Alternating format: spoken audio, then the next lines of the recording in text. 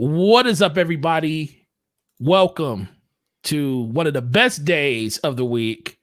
Actually, it's not even one of the best days of the week. It's like considered really the only day of the week. There's no other day of the week. You know, Wednesday's a hump day. So what's that? You know, Friday's the beginning of the weekend when everybody basically just wants to go home and just go into a coma from their long work week. And who really wants to go back to work on Monday? So we don't count that either. So it's only Thursday, and there's only one thing that really truly happens on Thursday. Not trying to say any of the other podcasts out there ain't doing their thing, but there's a reason you guys are here. And it's because of DPS Podcasts. We appreciate you guys. This is episode 19. Man, we'll be at half a year doing this very, very soon. And I wouldn't be able to do this without my co-host, the man that will literally beat the taste out of your mouth for saying something stupid. The man that he's a myth at this. I don't even think he's not even a myth at this point. People know who you are. Slomo, tell these people about yourself, man. What's going on with you? Well, I'm not as violent as you described me to be. I don't know, man. Look, man. Look, everybody keeps telling me that when they see your slow, they said, man, I don't know. Is he like a 6'8" person that literally just walks around slapping people? Well, close. You know, I'm not 6'8". Well, did you say close? Which part is the close part? I'm 6'4". You're 6'4". Okay, you're 6'4", but you don't go around slapping people. No, man. You gotta. Sooner or later, I haven't slapped a person in a really long time. I forgot what it feels like. No, high school. That's been before high school or after? No, after. Clearly after. Oh, yeah. Clearly after. Oh, so you was a grown man when you did this. Oh yeah, man.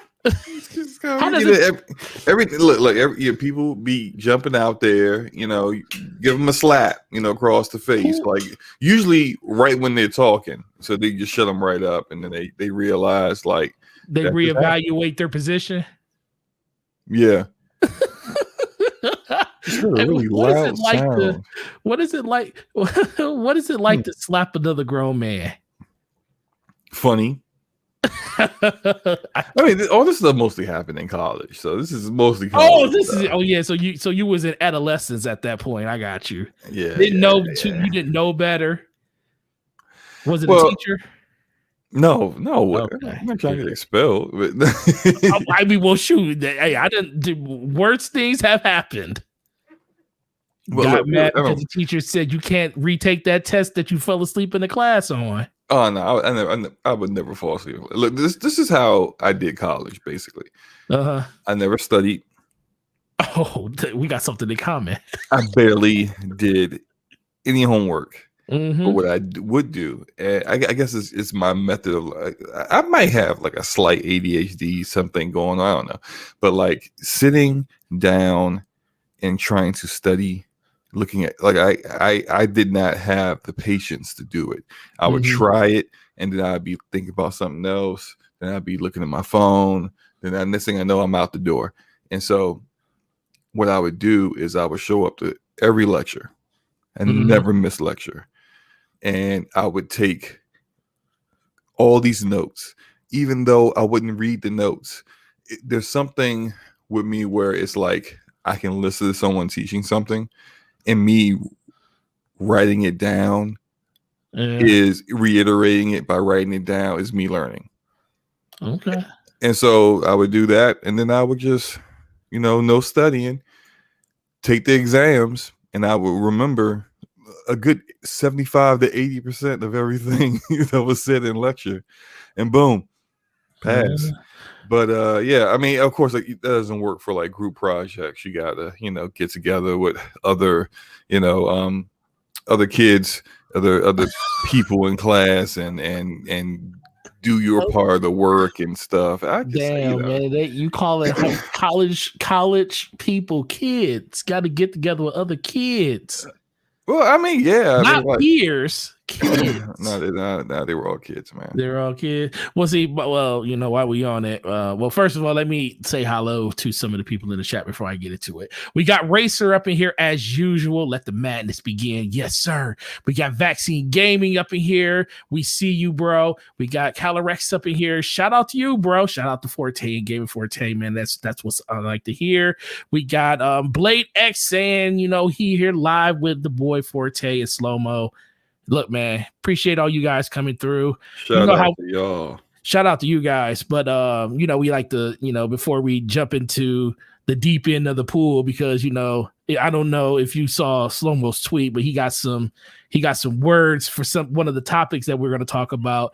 But going back to the whole college thing, man, and studying, did you ever have the moment where, like, okay, so when I was in a sophomore, every school has the undergrad library, you know, where all the undergraduates go. You know, we called it the UGL.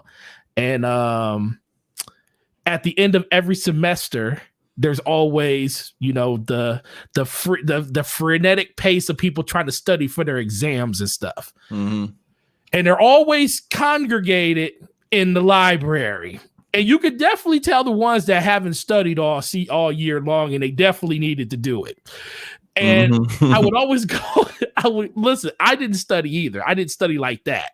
My whole way of studying was I paid attention while I was in class. And if you pay attention while you in class, studying doesn't really become a big hard thing to you, because you kind of retain the stuff that you freaking should have retained when you was in classes, and you just apply it through all the damn homework they give you. Because trust me, they give you enough of that stuff to keep you busy throughout the whole entire freaking year.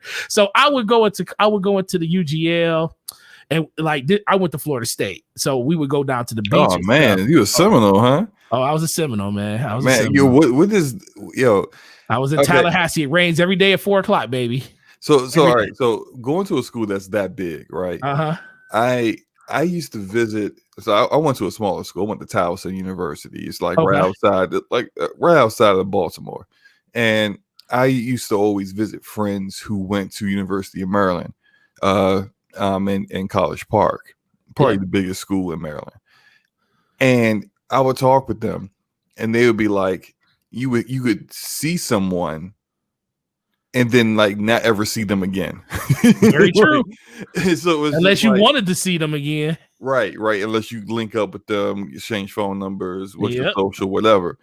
I guess that's just so like strange to me. Towson isn't a small school, but then it's not also like one of these big mega universities. So I would see people. Now it turned out like after college, I would meet people who actually went to school the same time I did, and I never saw them. But I was able to just go about my business and go all around campus doing whatever I was doing. And I would see people, the same people all the time. You know, I would see people. And I'm like, and it almost felt like it was a small ecosystem. My first initial school was an even smaller school that I transferred out of, and that school was small. Like everyone knew everybody. But this was Towson's a bigger school, but I still would kind of like know most people. I can't imagine just seeing completely brand new faces every single day. For the most part, except for in class. On a regular, like I went to community college for my first 2 years, got my associates that way, and I did that here in Michigan. But always wanted to go to Florida. Like I was one of those people like, I don't want to stay home. I want to get the hell out of here. What would it take for me to leave Michigan for a while? So that's how I ended up making that thing. I had to pay for it, but it was worth every minute of it. But yeah, you ain't lying. Like you would literally walk through campus, and I swear you would not see, probably for the first 2 or 3 months I was there, I barely saw the same people ever, unless it was like classmates or stuff like that. Outside of that, it's like just a random different person. I felt like a different booty was walking by me every day that I didn't realize the day before. Hey, look, if you There was a lot. There was a lot of booty now. If you were not known to stay on 1 yard, so to speak, then that might have been a good deal for you. You know, you might have been. You don't get caught. Like I tried that once, right? Once in my life, I tried. Like one semester where I was just like, I don't care. I'm chilling with whoever. And I'm out here. I quickly ended that after 2 weeks. I can't do it. It gets to a point where it gets like, whoa, it's like more work than it needs to be. Yo, I mean, more work. What's up, Dizzy? It was up, Dizzy. It was so weird because it was like I was used to I'm with. I think I wasn't really with anyone, so it was just like, hey, if you ain't gonna talk about what this is, then I'm gonna go do my thing over here too. But at the same time, I didn't want all the other girls I was messing with to know. So like, there was this one night I was going to party with this one girl, and she showed up, and at my apartment, we hanging out and stuff. We go to this party. Okay. I'm there at the party with her. In walks in another girl I'm talking to with her friends. And I'm like, and look, see, this is why I realize I'm not about that life. Because my entire demeanor just changed. Because I'm trying to like, he's sweating. like this girl's all up under me, and then another girl walks in, and I'm just like immediately was like, oh man, let me go to the bathroom. Let me excuse myself for a second. I come out the bathroom. The girl I was chilling with was like, so you talking to her?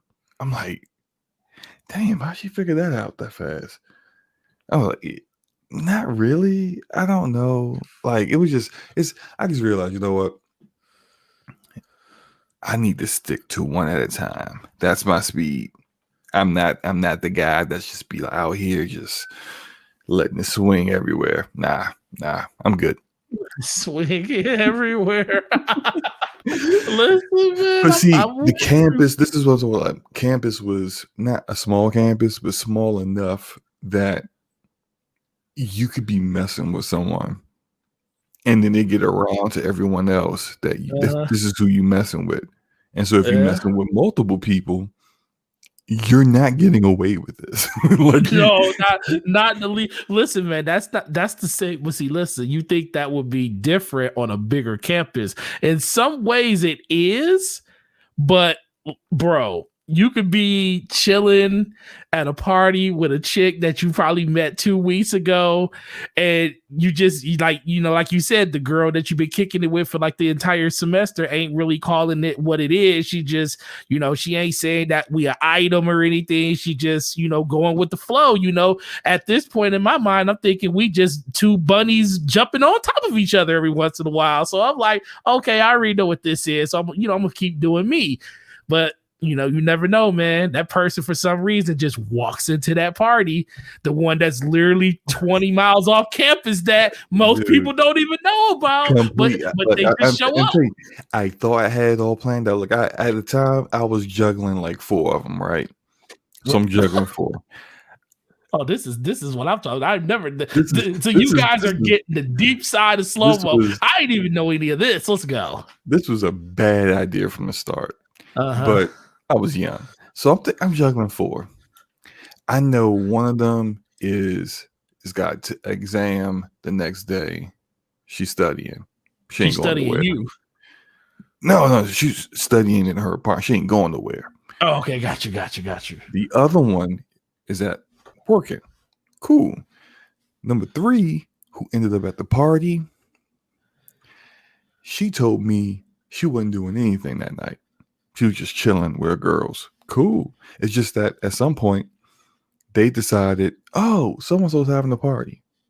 Yeah, let's go with that. Just real impromptu. And so that's how I ended up at the same party I was at. And I was just like, oh, hey, what's going on? So, what you doing what here? you doing here? yeah. After that, Yeah. How did that end? Let's see. The girl I showed up to the party with was like, we should just be friends. I said, cool, that's fine. The other one, the one that showed up at the party turned out to be crazy. Oh yeah, that happened to me a lot actually. So I had to excommunicate her with the swiftness, and the other two, I kind of got bored with. That's when I just kind of realized, like, what am I doing here, man? I can't. This ain't me. It's not me. Like all the stress. hey, you want to go like to the calf and eat? Oh man, let me think about where. What's up, Daniel? Thanks for stopping by, bro. Let me think about where so and so is. Can I do that? It's just the two of us. Maybe if there's more people, then they'll be just like, "Yo, nah, I can't keep doing all this. It's too much stress." Shout out to those who do all that. I mean, and to me, look, it's a lot of work, man. It's a lot of work. I never lied to anybody though. It's just once the questions came out, hey, where is this going? That's when it's like, I'm kind of chilling with multiple people right now. So yeah, take that how you will. Yeah, it's just like I'm not, multiple girls right now. It's just I'm not really trying to get tied down until you end up getting tied down. But God, man. So Gregor says Slomo tried to have two bad girls with one good knee. Hey man, my knees were great then. Okay. Man, I was a supreme athlete back in the day. Back in my day. Yeah, could you imagine? Like Disney just brought up a good point. He was like, "Can you imagine trying to hold secrets like that in this age of social media?" It's impossible. It's so impossible now, man. Look, I'm so glad I don't have to deal with it no more. Honestly, just the way everything is now, just social media and DMs popping like crazy. No, I'm so glad I don't deal with that people stuff. texting people pictures of it's kind of crazy out here. No, so yeah, before we get ready to move this on, but I do have since we were on that. You've been married how long now? How many years? 11. Oh, we'll be 11 this year. Wait a minute, dang, bro. I'll be 11. I do. This is the reason why we get along so well. I'll be 11 in June, and it's like when I got it's like, man, it was a trial to get to this point. It was like, the wife was or the girlfriend, the baby mama at that point was like, she really, really wanted it. And I was like, wait, you gotta make sure that everything good. Cause I'm not one of those people that like, like when it comes to that, I was one of those people, I'm just doing this shit one time. I'm not doing this again. I'm doing it one fucking time and that's it. So it took a lot of stuff to get out of the system before I was like, okay, I'm ready to do this. How fast was your turnaround from the moment that did she pursue you or did you pursue her? Is the question. What, you mean my wife? Yes. Oh, okay, so let's see here. I met my wife at a party for one of my friends' girlfriend, and turned out he married her. Back then we were both there with other people, so it wasn't like we were trying to do anything or anything. Fast forward like 2 years, she breaks up with him. I break up with like multiple girlfriends in that time period. And like we just had mutual friends, so I always knew she was feeling me. So I just knew at some point, like whenever the opportunity arose, I'd take my shot. So I was definitely the pursuer. Okay, got you. Yeah. There's nothing wrong with that, man. Now we ain't trying to dig deep into the whole relationship with the wife and stuff. That's keep that stuff where it is. But as always, man, it's always good it's good to always just sit here and just talk to you about just life, because people don't realize how much you may be really close friends with people, but you really don't know how close and how much stuff the other person's been through until you have conversations like this and stuff. And we're kind of glad to just share this with you guys too, because you guys are family too, because you're always here. But let's move on into the first topic. I'm gonna let you pick the first one, because I know you got something that I don't know if you want to just launch into the stratosphere, or do you want to kind of work your way to it? So I'm gonna let you. Man, let's just go ahead and get into this Resident Evil. Okay, so we're gonna talk about Resident Evil. Of course, the RE stream was today at, I want to say it was at 5 o'clock or something like that, or 4. It was at 4 o'clock actually, and they showed off some gameplay. They showed off a bunch of stuff about PlayStation exclusives, and they showed off a demo that you could play right now if you're on PS5 or PS4.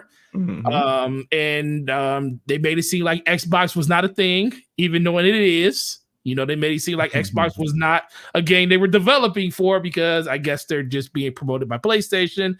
And then there's what Slomo had a problem with, which is, I'm going to let you go ahead on what you got a problem with, Slomo. Okay, so I watched the stream, right? Mm-hmm. I don't have a problem with, I know there's some things that most people in this community, you would say, probably have a problem with, like the demo being exclusive to PlayStation, which, I mean, it's a free demo. It's a free demo, whatever. And then you're going to have access to it before the game comes out. It's not that big a deal, all right? I'm going to download it, even though I don't even like these kind of games. I'm going to download it, probably play it, and then uninstall it and not think about Resident Evil Village at all, right? Mm-hmm. I got 2 issues. Hey, Luca. What's up, Luca? I got 2 issues with what I saw today. Okay. First issue. This stream was probably about, 15 minutes long? Yeah. Give or take. It was 15 minutes long, and they had a 30-minute countdown on it. Right. 30-minute countdown. I was like, yo, why this thing got a 30? I looked at, listen, when the stream was over, when the stream was like, no BS, when the stream ended, I was like, yo, I did not watch 52 minutes of a live stream. And then I thought about it. Oh, it archived the dang timer before the video. Hit Luca. Yeah. Shout out to Ash and Luca with the $5 super chat. Shout out to you, Queen. Dang, Slomo, do you like anything, King? Oh, no, Lord. No, I don't like anything. He ain't even got into it yet. He about to launch. Go ahead. Okay, no, but look, let me tell you to explain what I have an issue with, and I think most people would agree with me. So this stream about 15 minutes. Mm-hmm. 50% of this 15 minutes is them talking about pre-orders and collector's editions.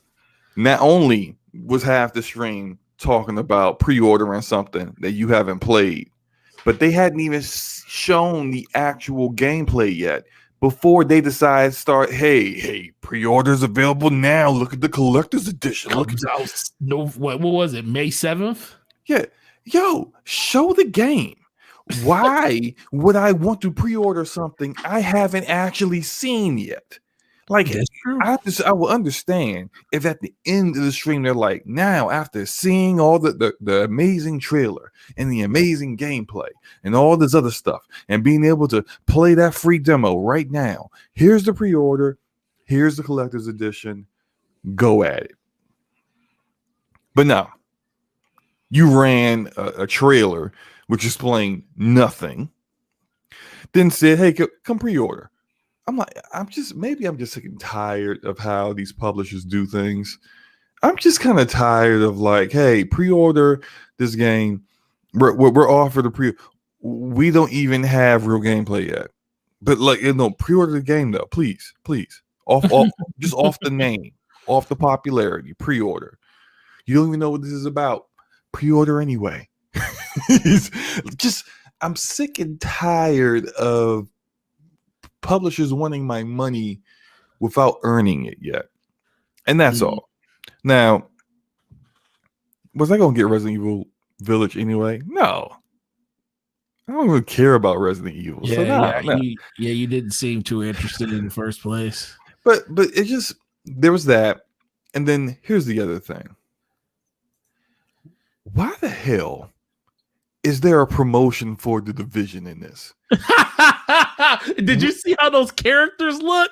First of all, they look terrible. They look terrible. Who designed these? Like the person who designed. Have you never seen any of these Resident Evil characters before? Oh man, they look so bad. I saw. Is that Jill Valentine? I'm like, Jill looked like.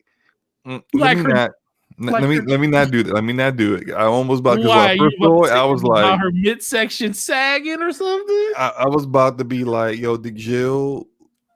I don't know. Did she just, basically?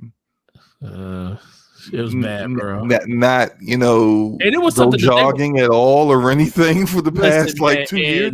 Massive came out and made it seem like they were proud of that.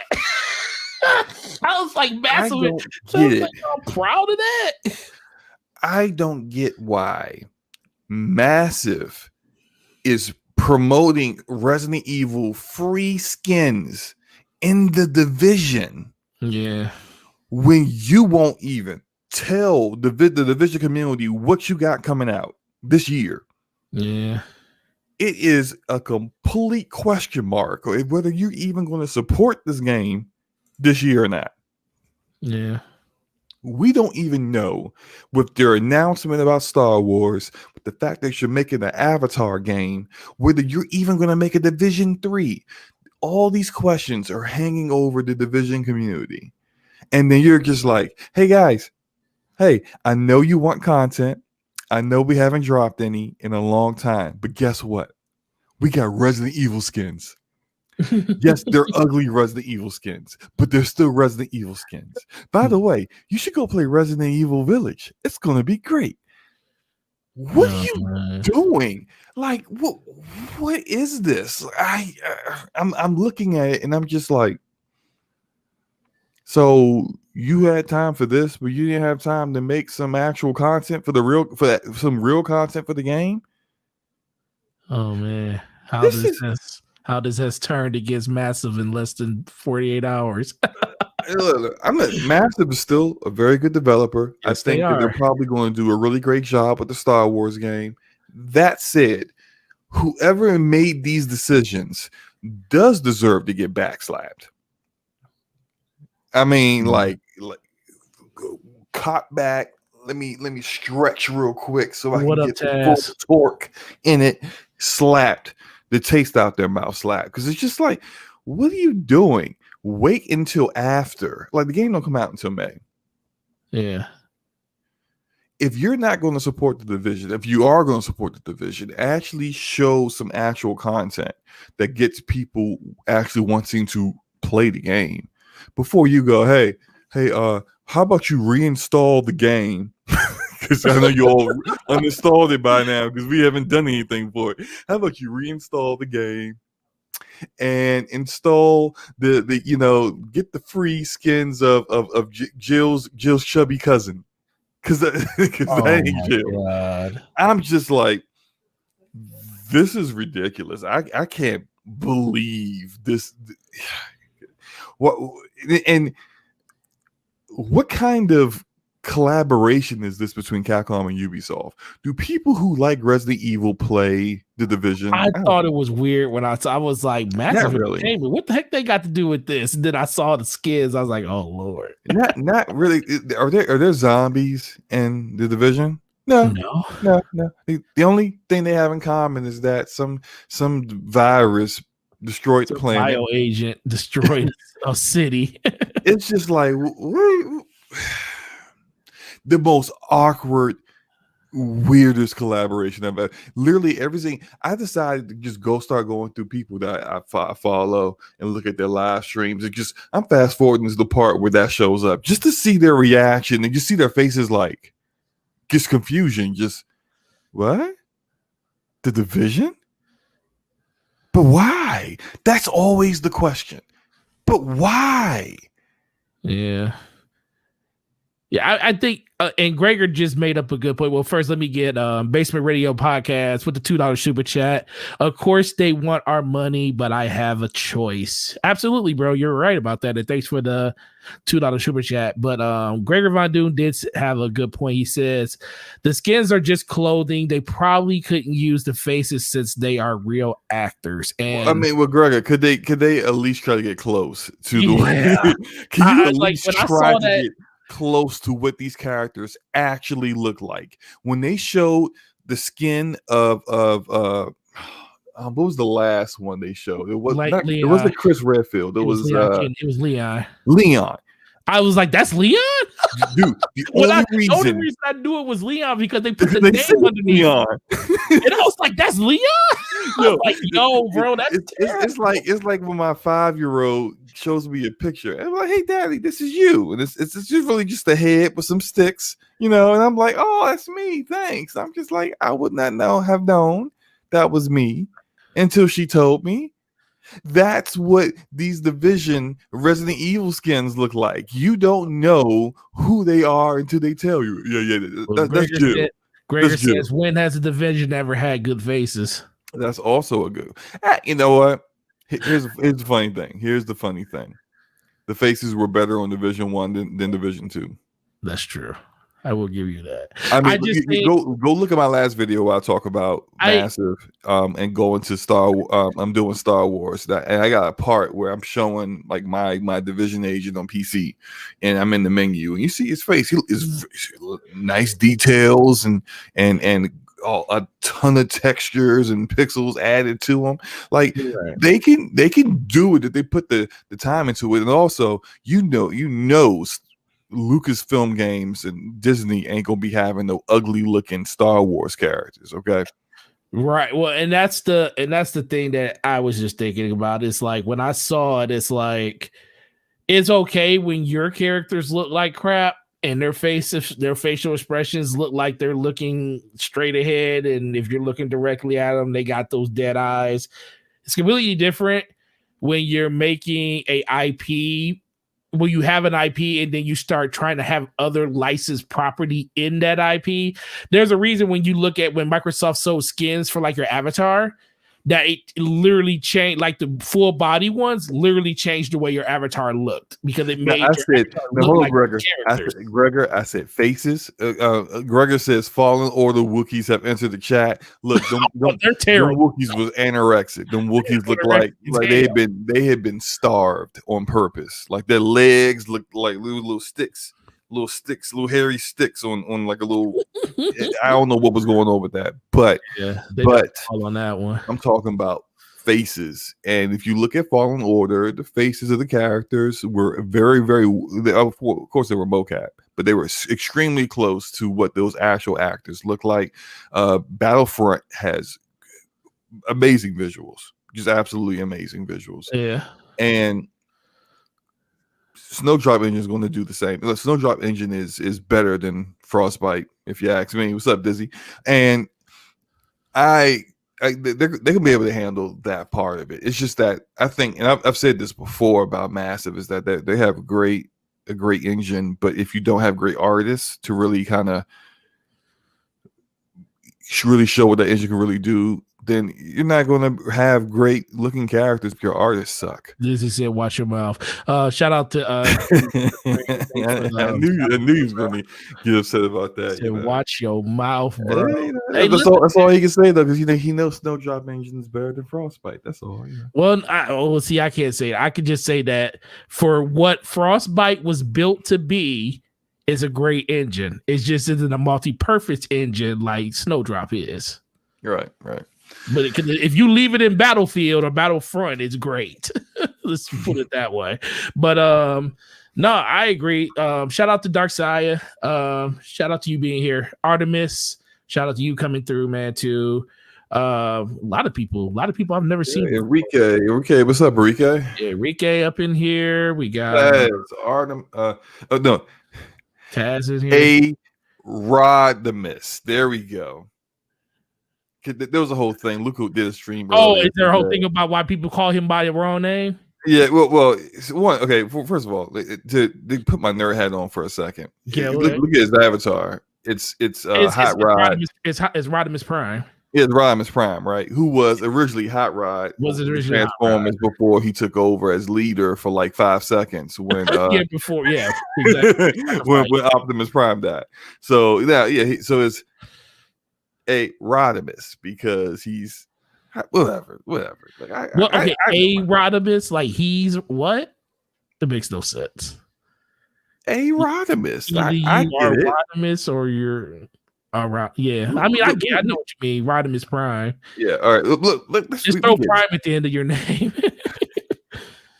Maybe Rodimus Prime was taken.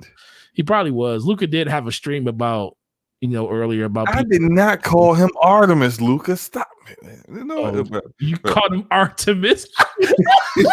Artemis.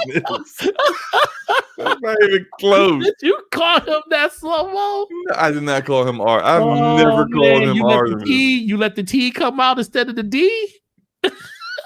Oh, pause. Oh yeah, pause. I just realized what I just said. Shout out to Enrique with the $2 super chat. You guys picking up Hitman 3. That is a big no. Hitman is a big bore to me. If I want to go to sleep, if I have some insomnia issues, I would pick up Hitman 3. And every time I would be ready to go to sleep, I'll try to play the game. And then I would definitely solve all my sleep issues right there. I don't really see anything from what I've seen of the game. I've looked at a couple of videos, like a little bit, because like I said, I get bored of it. And I don't really see anything that it's interesting shows us any different to what Hitman is, which is fine for people who love Hitman. If you like that style of game with being a spy, infiltrating, finding your target, not trying to take them out without getting caught, eventually getting caught anyway and shooting your way out of it, kind of stuff, cool. Enjoy yourself, have fun. You do you. But me, nah, I'm good. Yeah, I picked it up today. I have it. I actually, it's installing right now. The biggest reason I wanted it has all 3 of them. I never played Hitman 2. Never got a chance to play it because I was deep in my Destiny grind.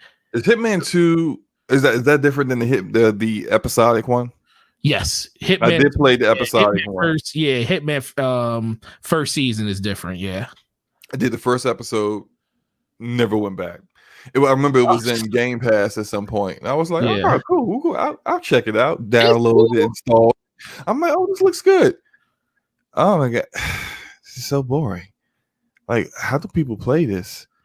Okay, install. So, I never got the episode. What's up with you? This once again, this is you going back to Luca saying that you don't like anything. This is probably true. I really don't like anything. So has anything? Not true. I like Cyberpunk. I just don't like CD Projekt Red. So I've been slandering CD Projekt Red. I know. That's why we was on you so much yesterday on the show. I was like, listen, bro, I like slanderous right now. I like Cyberpunk. Okay. I like Ghost of Tsushima. I'm still playing that, having fun with that. I did a video on the my top 5 games of last year, which games I really enjoy. Some of them I still play right now. But anything that interests you so far? I mean, other than Keen and the Bridge of Spirits, which shout out to you for you and Eric Jackson getting the attention of them, and at least your YouTube channel's on the map when it comes to them. So congratulations on that. But I know I want to try to get somebody from there to kind of come to DPS maybe. Maybe we can have a conversation about the game. That show will be on your channel as soon as it happens. Yeah, about their process, Ember Labs process, and how they're transitioning from being an animation studio to a game developer. I really am curious on how they are doing that transition, because it's you're definitely going to have to apply or get some people with game development experience in to kind of make sure that you're doing everything necessary to make sure the game's ready at launch. And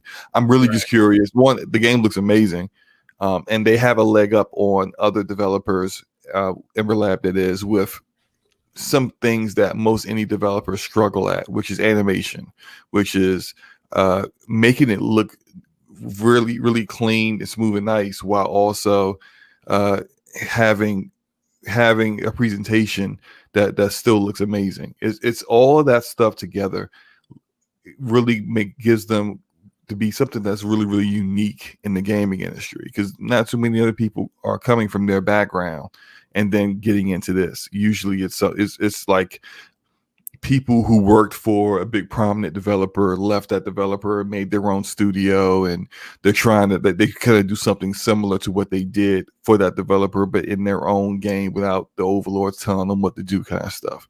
These guys are a little different, so I definitely want to have a chat with them, but we'll see what happens. Yeah. So before we move on from Cyberpunk, before we move, but you never told me what you thought about the Resident Evil Village. Look, man. First of all, like you said, when I looked up, it was a 52-minute stream that I only saw 10 minutes worth of stuff. I was like, "Yo, what? Why is this 52 minutes?" Oh yeah, because the timer was longer than the freaking show. But no, I felt the same way. The biggest thing for me was like, what is the RE verse? Like, I was like, it seems interesting. Oh yeah, it's a multiplayer version of what I mean. It's pretty much all. It's like them celebrating 25 years. Cell shaded to you? It was cell shaded. That's so. Yeah. One, that's probably a good move, because did you play the other multiplayer thing they added to Resident Evil 3 Remake? Yeah, I did. It was ass. It was. It was so bad. It was horrible. I just couldn't believe, why are people still trying to do the Evolve kind of gameplay? Like, Evolve failed. Like, I don't know whether you guys realize the thing is, Evolve failed like a gazillion years ago.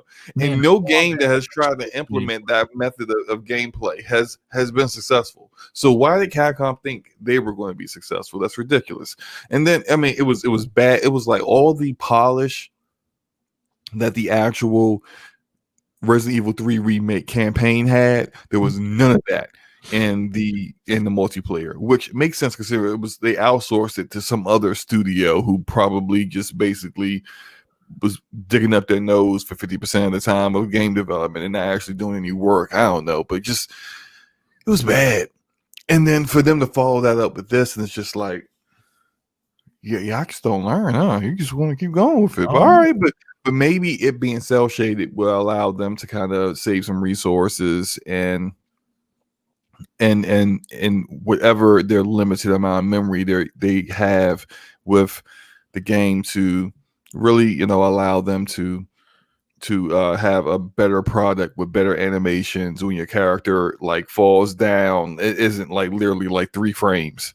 It's just getting hit, bending over on the ground. Like, what the it was bad. But I think also looked like they were using a lot of the popular characters from the Resident Evil series, which is also smart, because their previous multiplayer thing that they had with Resident Evil Remake was just random people. Just random. Who is this person? I don't know. Just I don't care about whoever that is. There's no story to this mode, so why is this person even here? You take some popular RE characters and then you say, hey, well, you could be Leon, you could be Claire. Cool. I could actually choose these guys. I could be Carlos. Cool. All right, that at least gets people actually interested in potentially trying it. Whether it's good or not, who knows? But I thought it was probably a good idea to make it free with Resident Evil Village. With the purchase of the game. Yeah, because otherwise, ain't nobody buying that. Nobody's going to download that either, unless it's right. Well, it's part of the game, so I bought it, so I might as well download it. Right. And if it turns out to be good, then maybe you'll keep it in play a little bit. It's the one mode they can monetize the hell out of, probably. True, very true. So, I mean, that's what I think. I mean, I think overall that was like kind of like, okay, I dig it. I can see where you're going with the 25 years of Capcom and Resident Evil. But for the majority of it, it was like the gameplay was okay. They showed the very minimum of what you could show. I mean, granted, they were trying to save a lot for the demo, and haven't got a chance to play because I was at work. So I will be playing the demo over the next either today or tomorrow. I don't know if have they given any beat on how long that demo is? I know Enrique, I know you were playing it. Did you already beat it? I haven't played it yet. I'm going to download it, and I'm probably going to download it when I get off the show, and probably give it a shot tomorrow. But I just I've been like you. I've been working, so I didn't really get the opportunity to. But it's it's a free demo. Why not go ahead and play it? Shout out to Dizzy saying, are we picking up Median when it comes out next week? He just finished it. The review will be on Lognet next week at release. If you guys are not on Lognet, please go to Lognet. It's like one of the best resources we have in our community when it comes to just information. It's curated by some of the most amazing people in this community, Iron Lords, and their amazing staff of writers and publishers. So if you don't got anywhere where you really on a consistent level go to get your content from, check it out over there, man. That's hard over there, and I always will support them as much as I possibly can. And Dizzy, we're gonna probably have to talk to you about getting you, because next week on Thursday was the Median comes out. And since you already would have played and beat it by then, I definitely might want to reach out to you and see if we can get you on the show next week if Slow-Mo's down for that, so we can talk about the Median, because I know that's going to be a hot topic next Thursday, because it's like the first next-gen Xbox game that's going to release this calendar year. So definitely be reaching out to you about that, sir. But but outside of that, man, Resident Evil is just Resident Evil to me. They haven't said anything about VR, which is, to me, one of the most selling points of Resident Evil 7. I think that's coming. It may not be available at launch, but I think there will be some kind of VR. It needs to be, man, because that was what. Here's the question I have for you. Made it stand apart from me from every other game. When you bought Resident Evil 7, did you have access to VR? You did. Okay, so there wasn't like, hey, if you want VR, you gotta buy it again to get a VR version. No, it was baked in the game. Okay, but it also wasn't available at launch when Resident Evil 7 came out too, right? No, it was patched in later. Okay, so that's what I think they're probably going to end up doing. Like maybe by the end of the year. This is coming out in May. So maybe by like October, November, they'll have the VR version of it available. Yeah. But yeah, I mean that seems to make sense. Especially if you got limited resources as far as where your teams are allocated. You don't have enough time. Maybe the same people who are working on the game and getting it ready right now will be the same people that's going to be working on the VR after launch. So we'll see. Yeah. So let's move on from Resident Evil. It was, like I said, stream was interesting. It was Resident Evil, and they didn't give it. Like I said, talk more about that stream than it actually its actual duration. That was the thing for me. It's like everything I saw was stuff that I saw in clip highlight videos. With the only thing is you gave me 15 seconds more of it, other than you trying to sell me a pre-order. Think about everyone lusting over this big old tall woman. Though that woman's tall. Yeah, she's like 8 feet tall, man. Why is she so tall, bro? And why does she got her own witches club? Hey, I mean, you ever seen I forget the name of that movie with the witches. Forget the name of it, but whatever. But Bram Stoker's Dracula? Yes. How did you know? Because I watched it. Because you watched it. Keanu, man, he acted like he couldn't leave. I think he was staying on purpose, man. Right. Oh man, they're draining me. I can't leave. I want to get back to my wife, but oh my god, maybe I'll keep this off again. Who knows? Right. So let's move on to the next topic. Let's just talk about really quick one. Xbox, always seems to be having issues with stuff coming to Game Pass. First, Control was coming to Game Pass, then We know how that turned out when it ended up in Game Pass in the end, but Remedy came out and said, "Oh, that's not a thing. It's not coming to Game Pass." And come to find out, came to Game Pass. It finally came to Game Pass. I mean, it may have came like a year after the fact, but it did come to Game Pass. So, Fall Guys might have been the plan the entire time, though. Might have been. As far as when it showed up, what wasn't the plan was Phil Spencer just dropping that information a whole year in advance. But they may have had some talk with Remedy, or not really 505 Games. It was like, hey, we want to get control of Game Pass. And they're just like, oh, well, we got some deal with Sony that's not going to end until November. Blank. Right. And so then it's just like, all right, well, cool. Once that's up, then we'll get you into Game Pass. And Phil was just, running his mouth, and then whoopsie. Yeah, control. Yeah, we got control coming. And then it's probably in his mind, he's like, I wasn't supposed to say that. Yeah. Can't take that back. Yeah, but this is slightly different because this is whoever is running the Game Pass Twitter account. Like, someone just randomly goes, hey, it wasn't get Fall Guys into Game Pass, and then you tweet what you tweeted, which is with the side eyes, and it's just like, what? Like, you wrote that and hit send. It wasn't like you could have been like reading it and been like, hey, it's coming. To yourself, but don't reply. You actually typed what you typed out and said that. That's just it's almost like, are you doing this on purpose, man? If you think about this, think about it like this. Think about it from the perspective of digital. I'm sorry, Devolver Digital, and whoever the Fall Guys developer is. You don't want people to know that your game's going to Game Pass until you're ready to announce it's going to Game Pass. Why? Because there may be some people, and I know it may be a long shot as far as us consumers are concerned, but Devolver Digital and that Fallout developer don't view it that way.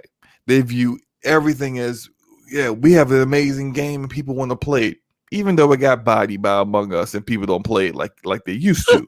Got body, seriously. It did. But it's just, they still feel like, hey, we just need to get it into more audience hands, but eventually we still can get potential sales. What if there's that guy that really wants to play Fall Guys, doesn't have a PC, he doesn't have a PlayStation, or maybe he does have a PlayStation, but he doesn't like to play on PlayStation. I'm waiting for it to come to Xbox. And then maybe sometime in April, he just finally gives up and says, man, screw it. I'm just going to buy it on PlayStation and play it. For them, that's still an opportunity. That's still a chance for a sale. And then freaking Xbox Game Pass account comes out and goes, hey, well, basically drops the hint. It's coming. And now people are just going to be like, if anyone who's seen that and has an Xbox, doesn't have Fall Guys, and wanted to play it on Xbox, they're just going to wait. Right. And so that's potential sales out of their pocket. And Devolver Digital probably is pretty upset behind the scenes because they're missing out on potential sales because people are just going to wait until that game goes to Xbox and probably into Game Pass. Because history has dictated to us that whenever Xbox did a whoopsie, it wasn't that it was inaccurate and never was going to come to Game Pass. Right. It just wasn't supposed to be said that time. Much like how times where Sony makes a whoopsie and we find out games they said are just PlayStation exclusive are really timed exclusives. Hey, they're coming to PC. Hey, they're showing up everywhere else eventually. And they just wasn't supposed to say that at that time. And you weren't supposed to know that until X date where they wanted to allow the information to go out, likely after the game is already released on their PlayStation platform. So it's just parsing through what we see in this industry all the time. I No matter of fact, now that I'm talking about PlayStation, don't you remember when a Xbox, like some kind of box art for Final Fantasy VII Remake for Xbox leaked out last year? I do remember that. And people was like, yo, it's coming to Xbox. And then it came out from Xbox. And then they had to pull it back and go, whoops, that's our bad. No, this happens too often for it to be a whoops. Y'all doing this on purpose. You're doing it on purpose, yeah. You're doing it on purpose to try to tell people, hey, look, it's coming to Xbox. We can't tell you straight up it's coming to Xbox. I can understand doing that to some probably, but we know they have a dev kit and they bought a license for this game, and they're developing this game for our platform. Whoopsie! Here's the box art. Oh, my bad. Let me take that back. What's Sony going to do? Sue them over that?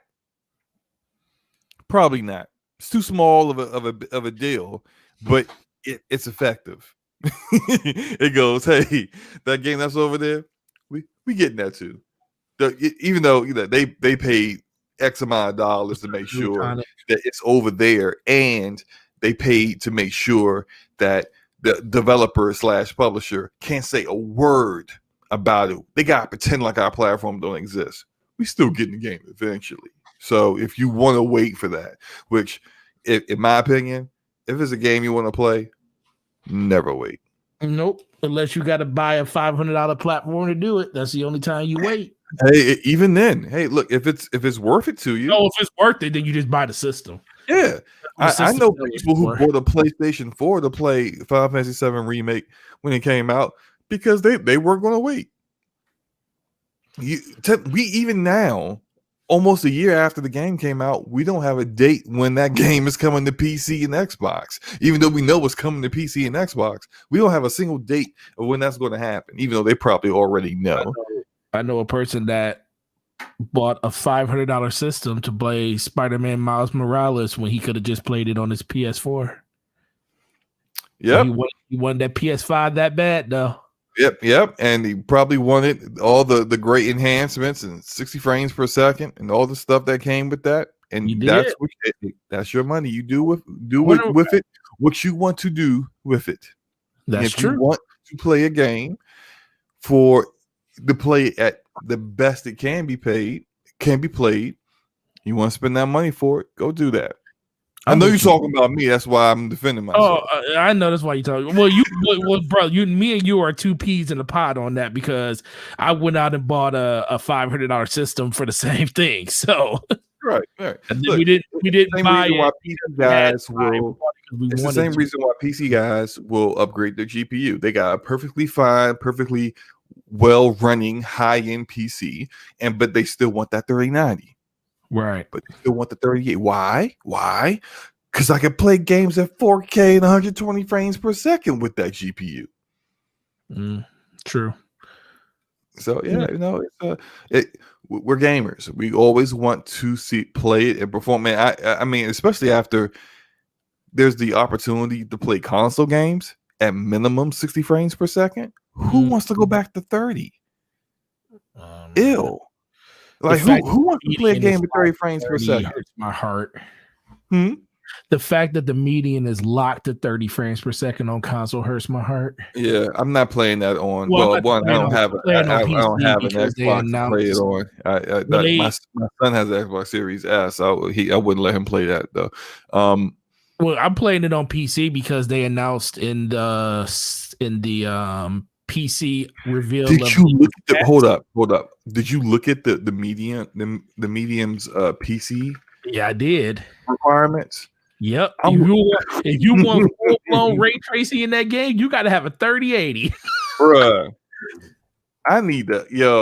I'm trying to wait because I wanted to upgrade my GPU with these latest GPUs that came out, but fat chance with that, right? Speaking of which, Dizzy, what platform did you get that code? Was it for Xbox or did you get it on PC? Just respond when you get a chance. Just interested to know. I'm about to find picture of that. Oh, of show. the median.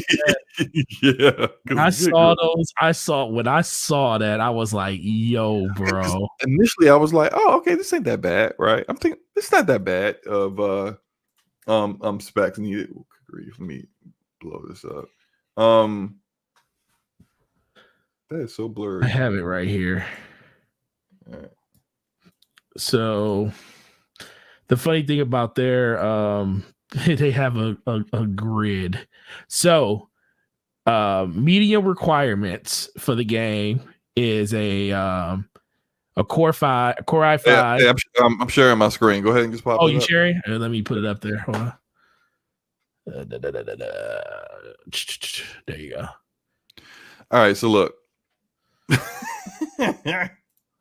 Whoops. Oh man. You made it smaller. Make it bigger. There Blow you go. All right. So look.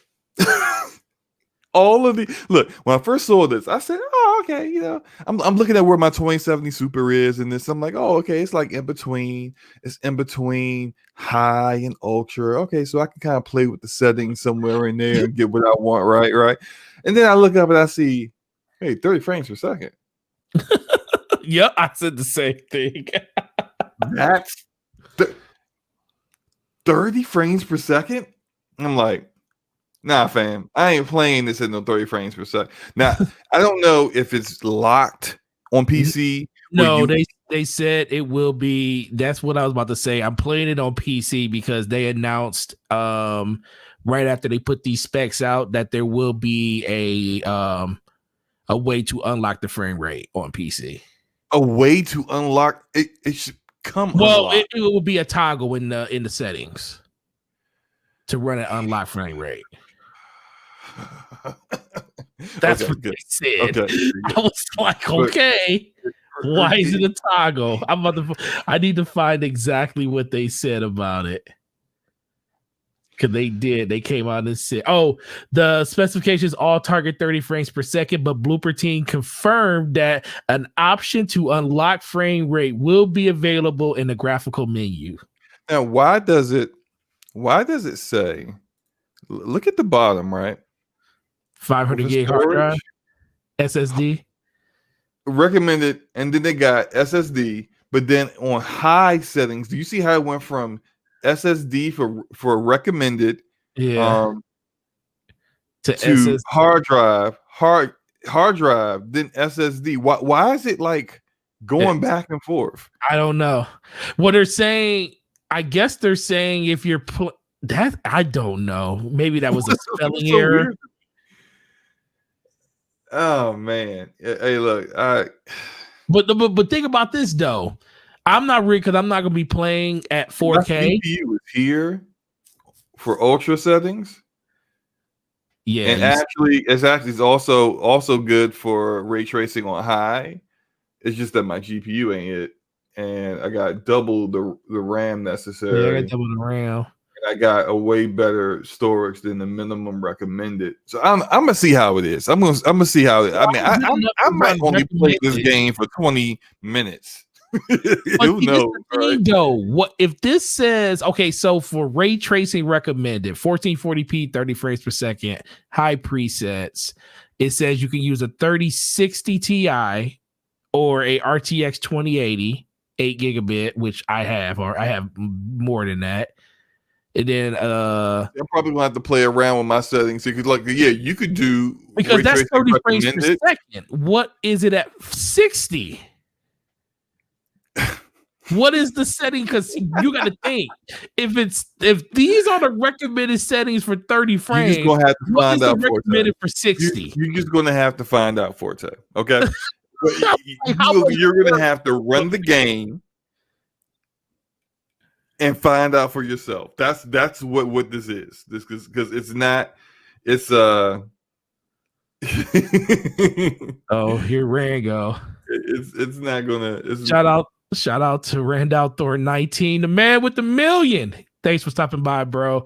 Forte quitting those extra podcasts. Proud of you, my dude. Listen, man. Listen, it wasn't about quitting other podcasts. Your boy life was getting strained because a lot of stuff was going on between work and moving into a new house. So it just needed to happen. But I appreciate you stopping by, man, as always. I don't even have to tell people to go sub to your channel because every last one of these people probably already are. What's up, Rand? But if you're not, go sub the Rand Outdoors channel and check him out on the Xbox 2 podcast with him and Jess Corton. Always a great time. But yeah, man, those recommended settings. Whoo! I mean, you almost listen. You might as well play it on console. If the recommended settings is 30 frames per second on PC, they don't even give you the 60 frames per second recommended settings. How terrible could it be? Look, you want to know why they didn't give you a 60 frames per second? Recommended settings. Your computer blow up because there is no no mode. Look, we saw what Cyberpunk did to a 3090. Yeah. So look, they running simultaneous games, dude, which is probably very extremely CPU intensive, which is the reason why that for the high end stuff they had like a recommended 9700, which is what I have. It's just I got my overclock to 4.7 gigahertz, but that's not a slouch CPU, so it makes sense. But man, to play a game, at least from what I've seen in this game, is that it's not fast paced enough that playing it at 30 frames per second is really going to be like a bummer, Artemis or Artemis. It's not Artemis. It's Artemis or Artemis.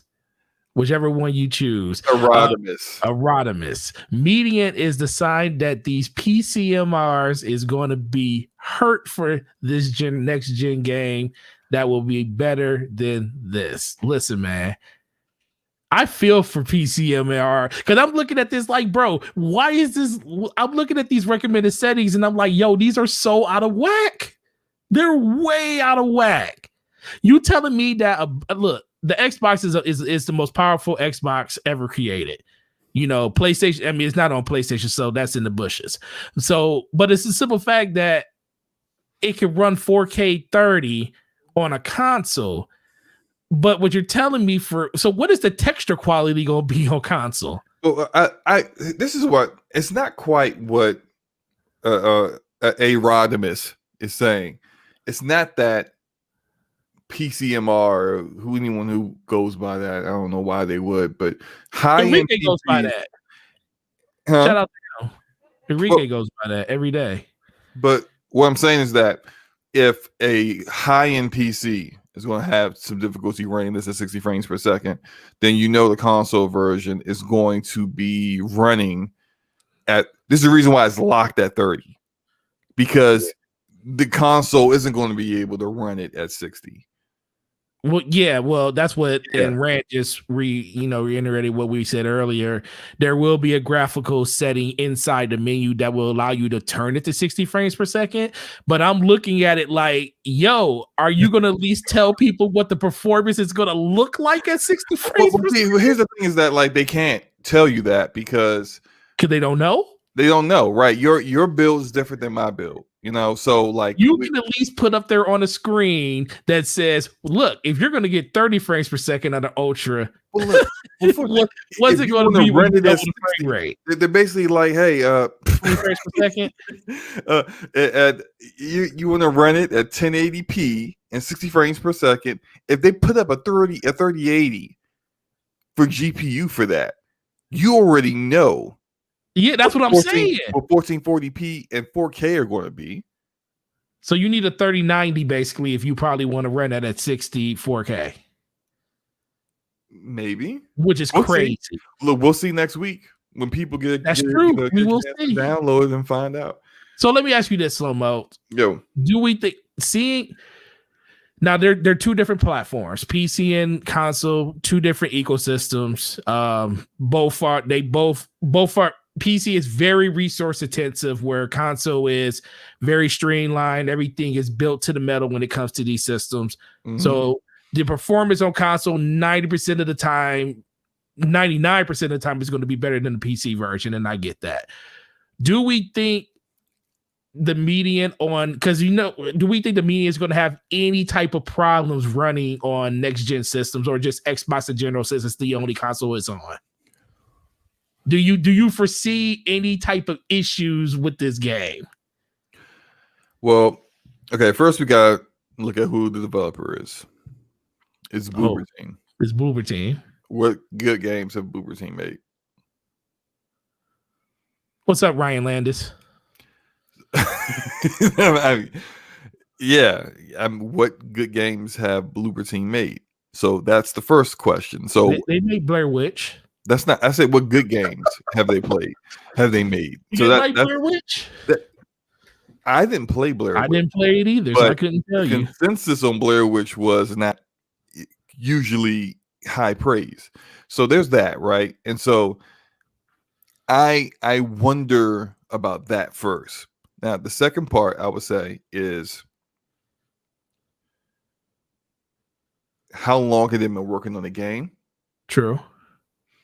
And how it's going to be optimized. So it may have been good for them to lock it at 30 frames per second so that it's stable.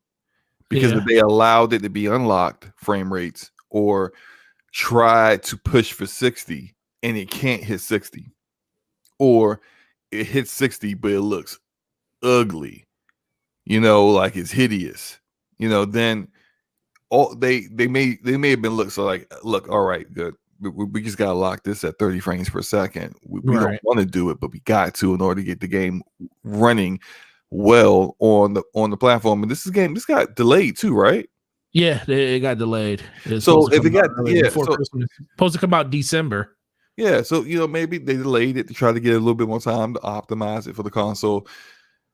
PC's PC. You can get it running well on PC. Unless it's a complete buggy mess like Cyberpunk, where you have to end up really playing with the settings like every 30 minutes because something goes bad. Like last night I'm playing Cyberpunk, and out of nowhere I go into a cutscene, and out of nowhere DLSS is disabled, and I can't turn it back on. I saw that. Yeah, and I'm like, once in a while. And my frame rate went from anywhere between 50 to 55 frames per second to 20. And I'm like, I had to shut the game down, uninstall it, reinstall the game in order to get. You had to even uninstall the game? I had to uninstall and reinstall the game. Usually you just alt tab out of that. No, I did that. I shut the game down. I went into Task Manager, made sure it wasn't running in Task Manager. I completely killed the process.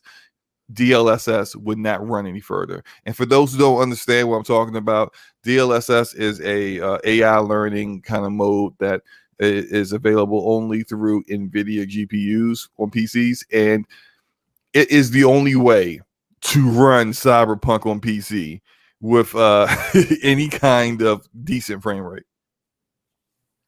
Without that, the game's unplayable. Absolutely unplayable. So I had to uninstall it and reinstall it to get it working again. Tequila Trance, he basically said that they delayed it because of Cyberpunk, and I agree. I think that was the main reason. That's very possible. Dude, that's the main reason I think that game got delayed, because they was like, what, December 8th? Huh? No way. But guess what? They probably would have been better off releasing earlier, because at least that people probably would have just flocked to I don't know, maybe not, because Cyberpunk did still sell 13 million copies after they did all their refunds. So who knows at that point? But iDizzy is basically disagreeing with you as he's eating his food.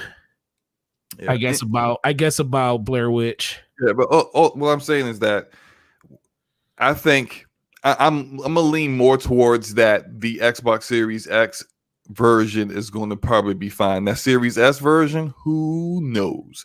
But the Series X version is probably going to be fine because they made the decision to just lock it at 30 and not worry about any performance issues of trying to reach 60 frames per second. Yeah.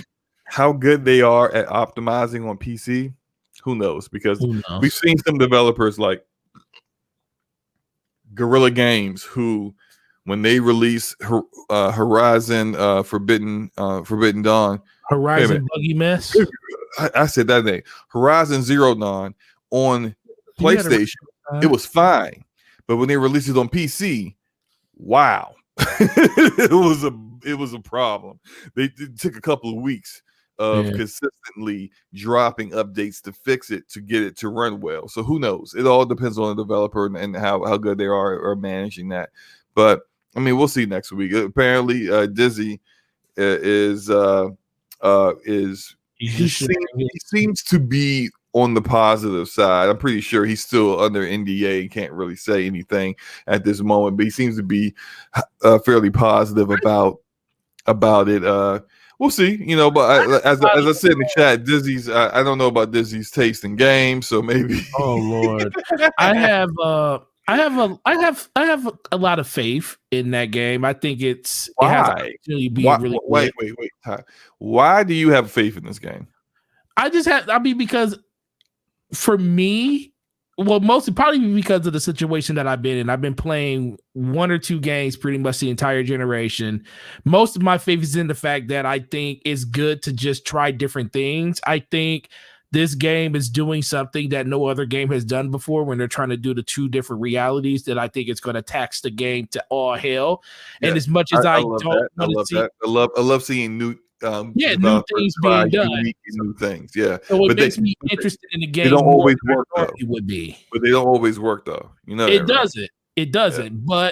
But I'm willing to give this a try because it is. I mean, maybe more for the simple fact that it's the only game that's exclusive to the system. It's the first exclusive game. There's a bunch of exclusive games, like even Highbusters. Highbusters is probably the best looking game that is on the Xbox platform, but it is a new thing. But Gears of War 5, which is built on, isn't new. So somebody I just wrote in the chat about this. Blair Witch launched the Game Pass the same way the Medium is. Do you think they clearly have a very nice, cozy relationship with Xbox? Game Studios. Do you think that they may end up being one of these developers that gets acquired? If they're already giving you the chicken and the egg, why put them in? Why buy them? That's very true as well. Why put a ring on it if you're getting everything you want out of it already? Now, if Median comes out and knocks all expectations out of the park, and they become one of those, I mean, who knows? But they could become one of those developers that people slept on. Who knows? At that point, but why let it get to that point though? So let's say if you really have a lot of faith in Bloober Team, you really think they're a developer on the come up, you could get them for cheap now. You could save yourself a whole bunch of money, although you're Microsoft. Like the money really doesn't matter. But you could still like count your pennies, kind of get them on a discount before they really get a name for themselves. What if the Medium blows up? It's like a 90 Metacritic game, everybody loves it. Oh my gosh, I don't know. Izzy can tell us right now. Hey, what if the game turns out like that, and then now all of a sudden, Bandai Namco starts knocking on their door. Hey, Bloober. Hey, Bloober. Artists, are you saying that Highbusters isn't the best looking game on next gen right now when it comes to Xbox? At least, I'm not talking about PlayStation. I'm talking about Xbox. I don't know if you're saying I'm slandering and saying it's not, or you're saying that slander that I said it is. Just elaborate for me, sir. All right. Wait. So Tequila saying, hold up though, Forte.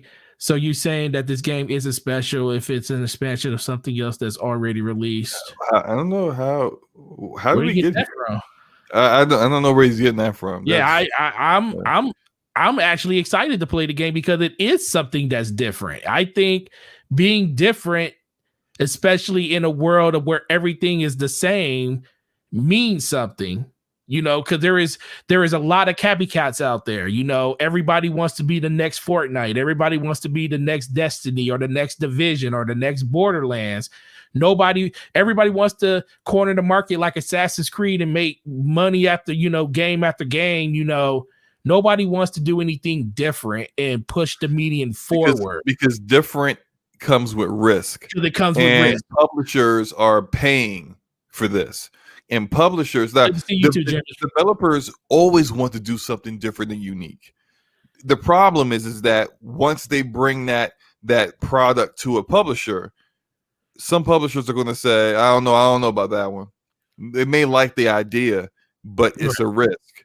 And they feel like we probably aren't going to get a return on investment with this risky game.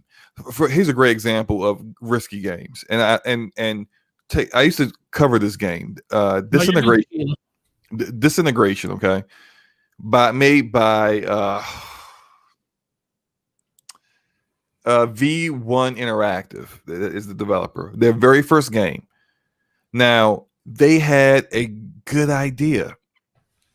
The implementation and execution of that idea was horrible. The game flopped.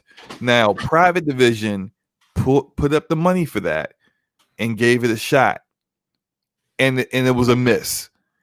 And that is kind of the reason why many publishers would be like, yeah, I don't know about this. I don't know if this is going to work. You've got an interesting idea. You're trying to blend first-person shooting with real-time strategy gameplay. That's an interesting marriage there. Can you do it, though? And what V1 Interactive showed is that they couldn't do it. The game's already dead. It's already shut down. It's over. But then at the same time, you're on the other end of the perspective. You've got Cliffy B's game, Lawbreakers. Really not doing very much anything different from what we already saw from other hero arena shooters. And because it was too similar to other games, people who are interested in that genre just ignored it. Flopped. So it's like you have to kind of find that median. You gotta be able to have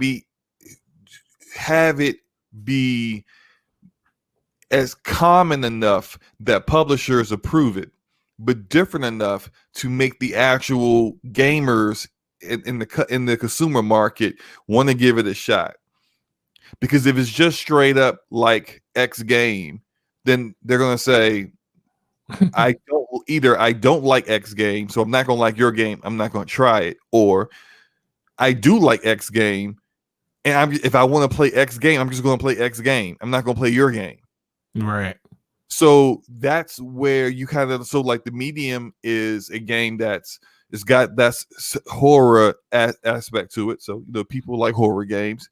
You get that crowd interested. Now, what you're doing different is that you're having you actually moving and playing in two separate worlds at the same time and needing one world to help you solve puzzles for another and yada yada yada. Okay, now you got a idea here. Right. You have something where it's already in a genre that people enjoy, and it would sell, and you got doing something different than say. Alien Isolation didn't do this. Resident Evil isn't doing this. So you got something different that people might actually be interested in. Now, whether that actually works out or not, it's going to remain to be seen. But I always appreciate that about developers. If they're able to get something that take an idea, but then have their own spin to it that's a little bit different. Yeah, Alien Isolation that's a really good bring up because I'm a huge Alien fan. It's like my favorite franchise in movies, and that's just the way that they used the mechanic of the aliens in that movie. Even though there was parts where it was buggy as heck, but for the most part, when you played it, it was like, boy, did you feel like you were in an atmosphere of all its own, and it was Very, very well done. And I think that's why a lot of people credit that game for being as good as it actually is. But it's always going to be good to just do different things. And I like art. And some people are saying, you know, certain games, like I see Artemis talking about Lawbreakers, made the mistake of being a PlayStation exclusive. I don't think I was going to save it because it was also on PC. And it was on PC too. PC, it had an even smaller. I mean, well, I don't know how you get smaller than like 11 people online. Yeah, but like it bombed on both platforms. If it went to Xbox, it was just going to bomb there too because the target audience for that game was busy playing Overwatch. Well, let's be for real. Cliffy B didn't do himself any. Oh no, he didn't do himself any new good pleasure by just completely crapping on the Xbox community at the point that game was coming out. You know, the one thing I will say about the community is they can be very, very overbearing when it comes to certain things and the way they feel about people and about how other games are being promoted on other systems, but you can't sit here and make it seem like these people didn't sit here and support you. You know, They made the franchise that you built. They made a household name by going out and buying it and promoting it. That's it. The game didn't. It's not like the hardcore Xbox audience that he insulted had the opportunity to not play his game. It's like the game wasn't even on there to play, so it's like it failed because it was even as Kyle, it was a terrible game in general. I don't think it was. Look, the people I think it was a terrible game. You played it? Oh yeah, I played it. I couldn't stand it. All right. Well, I mean, I just didn't like the. You were actually the first person I've heard to say it was a terrible game. I thought most people said it was a decent playing game, but it was just bland and it didn't do. What I thought about it, and I only just looked at gameplay of it. I wasn't interested in it at all, because at the time I was playing Overwatch, and I was just like, well, why am I going to play this over Overwatch? There is that fan service thing, and I know people hate to talk about it, but it's true. And you look at a game like Bleeding Edge. Bleeding Edge could have used some fan service. You know, instead of having these weirdo looking characters. Yeah, that's true. If you would have put in a character that looked like some of these characters in Overwatch, maybe some of these people would have kept playing the game until you actually had some content to drop in it. Or maybe you just could have delayed Bleeding Edge until you actually had some more than 4 maps to launch with, more than less than a dozen characters to launch with. But I mean, you know what's criminal about that? They actually sold that game in retail. Really? Yeah, that game actually did sell at retail. Oh boy, I was shocked. I thought it was going to be a digital only release. It did sell at retail for not that long, but it did sell at retail. No, look, you got racist. Slow-mo was kind of freaky is what I learned today. Look, no, I'm not saying I enjoy fan service. What I'm saying is that there is a segment of the community that will play a game strictly because they are, for some reason, attracted to this collection of pixels that resembles a woman. So, is it really too wrong of you to have some of your characters look like that in order to keep people in? Look, Overwatch community is weird. I don't even think the game is that good. It maybe just me. Yo, whoa. It's a decent game, but I don't think it's all that great. Like Overwatch. It's a bit. You do realize that game did win Game of the Year too, right? I don't know how. You know what? I know how. It's Blizzard. It was Blizzard before they ruined the game. It's a good game. It was one of the first games to give you an arena style shooter with team combat. Worthy, like good, but whatever. What I'm saying is that some of the. I'm not saying to go look for it. But you can find interesting content in regarding those characters out there on the internet. I'm not saying go look for it. I would recommend you don't. But the kind of obsession over those characters is like it's a part of the whole hero shooter thing. You need to kind of have a little bit of fan service. And Bleeding Edge had characters that, I mean, some of them just looked like, I don't even want to look at this. Like, I don't want to look at you. Like the character that's a snake, that's basically carrying a corpse, is living inside of a corpse. Yeah. interesting design. That Yeah. should have immediately been no from from whoever was running this project. Could you please make a character that does not make me want to throw up? Just do me a favor, okay? Like, is it too hard to do that? I don't understand. Like, and every now and then you just throw in your typical dude bro characters. Like Overwatch has Soldier 76. It is you gotta have those kind of characters in the game just so that they kind of catch all audiences. And yeah, look, that's all I'm saying. I think that was the problem with Bleeding Edge too. Like Racer just said, it played too slow, way too slow. Oh, that was the biggest issue. That it was like, whoa. The maps are bigger than the maps in other hero shooter games, but your characters move the slowest. That's true. And then when they get on their hoverboard, they only move slightly faster than they did running. Yeah. Yeah. Now, look, all that said, I actually enjoyed playing Bleeding Edge. It just it had a good foundation. It just didn't have. Did they close the servers down on that game? I think they're. I don't know. I just still on Game Pass.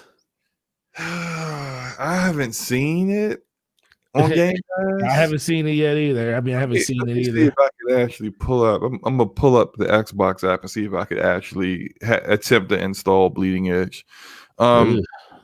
I think they are. I think I did read something about they are giving up on it. But no, yeah, you can install.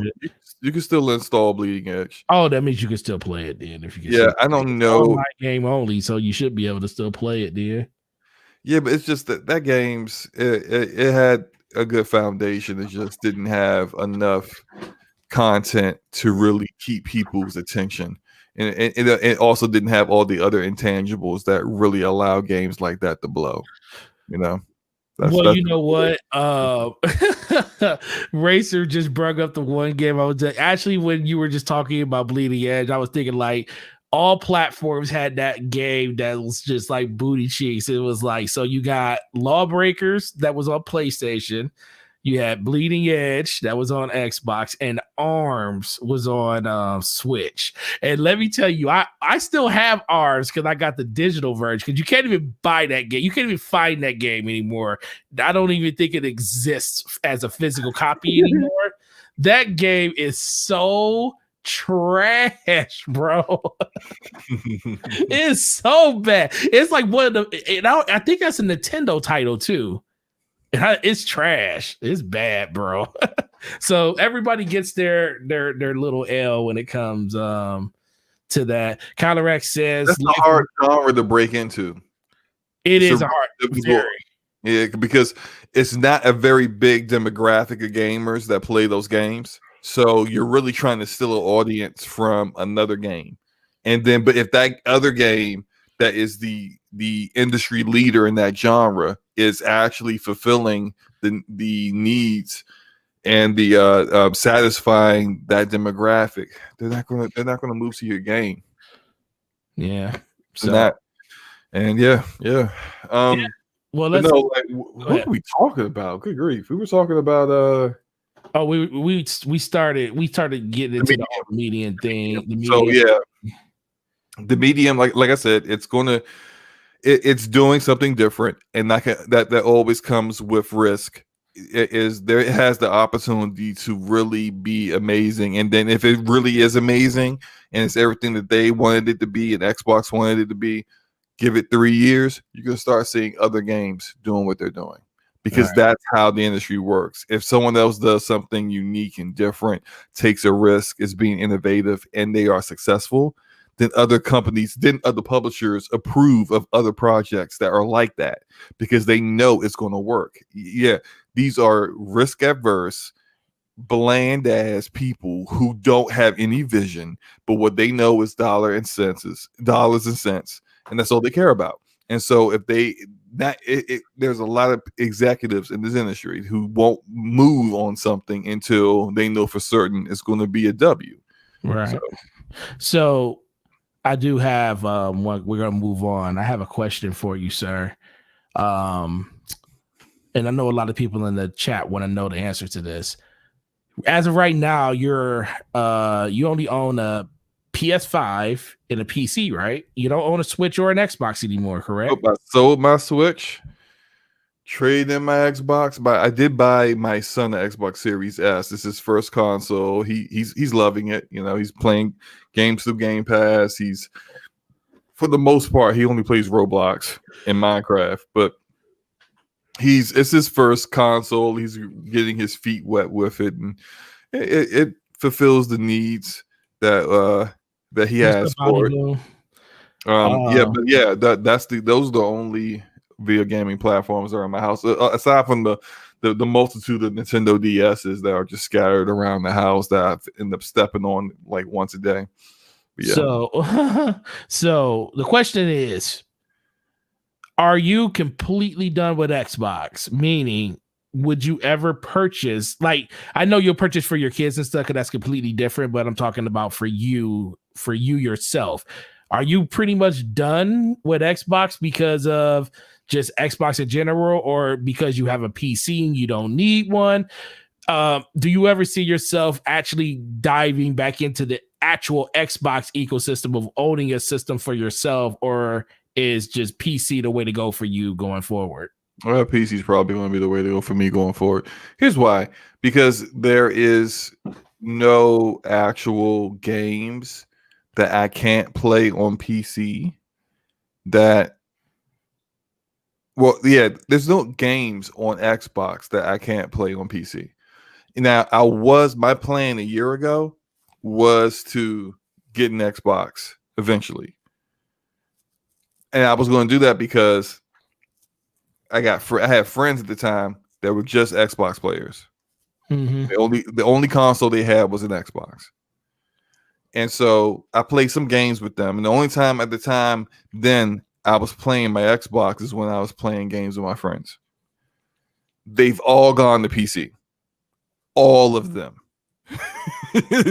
they've all gone to PC. And it's like, there are literally no games that we play that I need to have an Xbox for.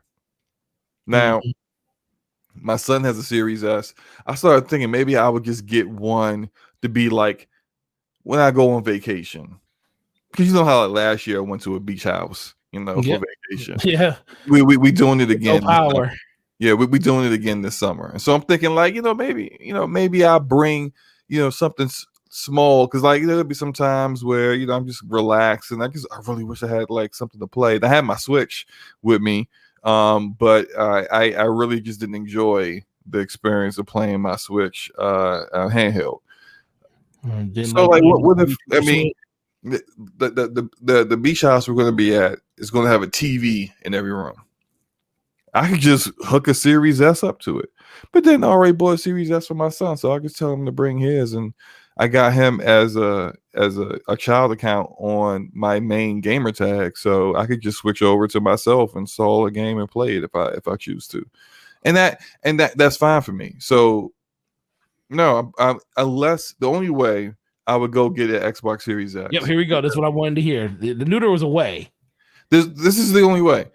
Is that I got a friend or friends that are playing a game that I can only play with them on Xbox. And that's it. Yeah. Because otherwise, if the game has crossplay, well, they'll need to get an Xbox. And all my friends have moved over, not all of them, but like a lot of the people that I play games with have moved over to PC. Look, everyone that I game with, you, Luca, except for Taz.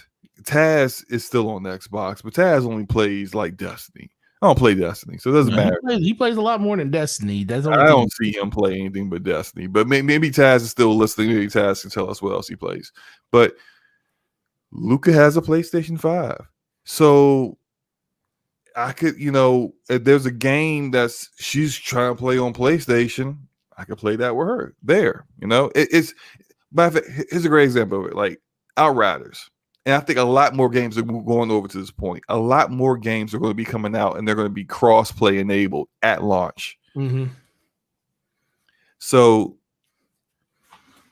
Outriders, I'm getting it on PC. I know people who are getting it on Xbox.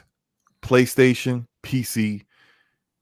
I don't know anyone getting it on Stadia, but I'm certain there's like 6 people getting it on Stadia somewhere. But I don't have to worry about getting a different platform to play it on because crossplay is enabled.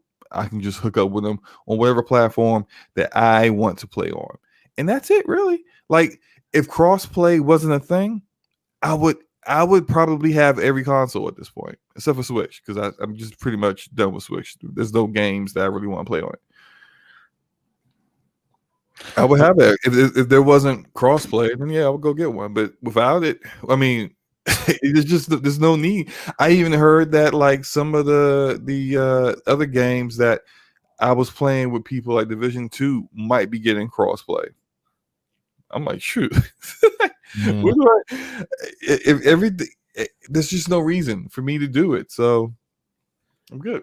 So where's this question coming from? I was just asking. One of the questions that we had. It's not. It was. Well, there's a couple of things, but for me, so it's just looking at because I know that's something that a lot of people wonder about, why people choose not to buy an Xbox. Especially if you're, because I wouldn't consider you a strictly PC gamer, because this is something you just basically jumped into recently, like to be as big of a PC gamer as you are. I know you jumped in and you play a lot of PC now, but it wasn't always that way.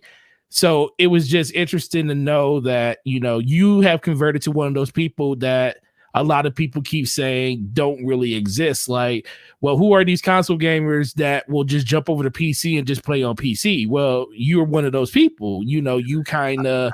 I am kind of a unique case, though. Yeah. Because not many people work in my field. Like, for me, I would have been on PC if I actually had the motivation to do so.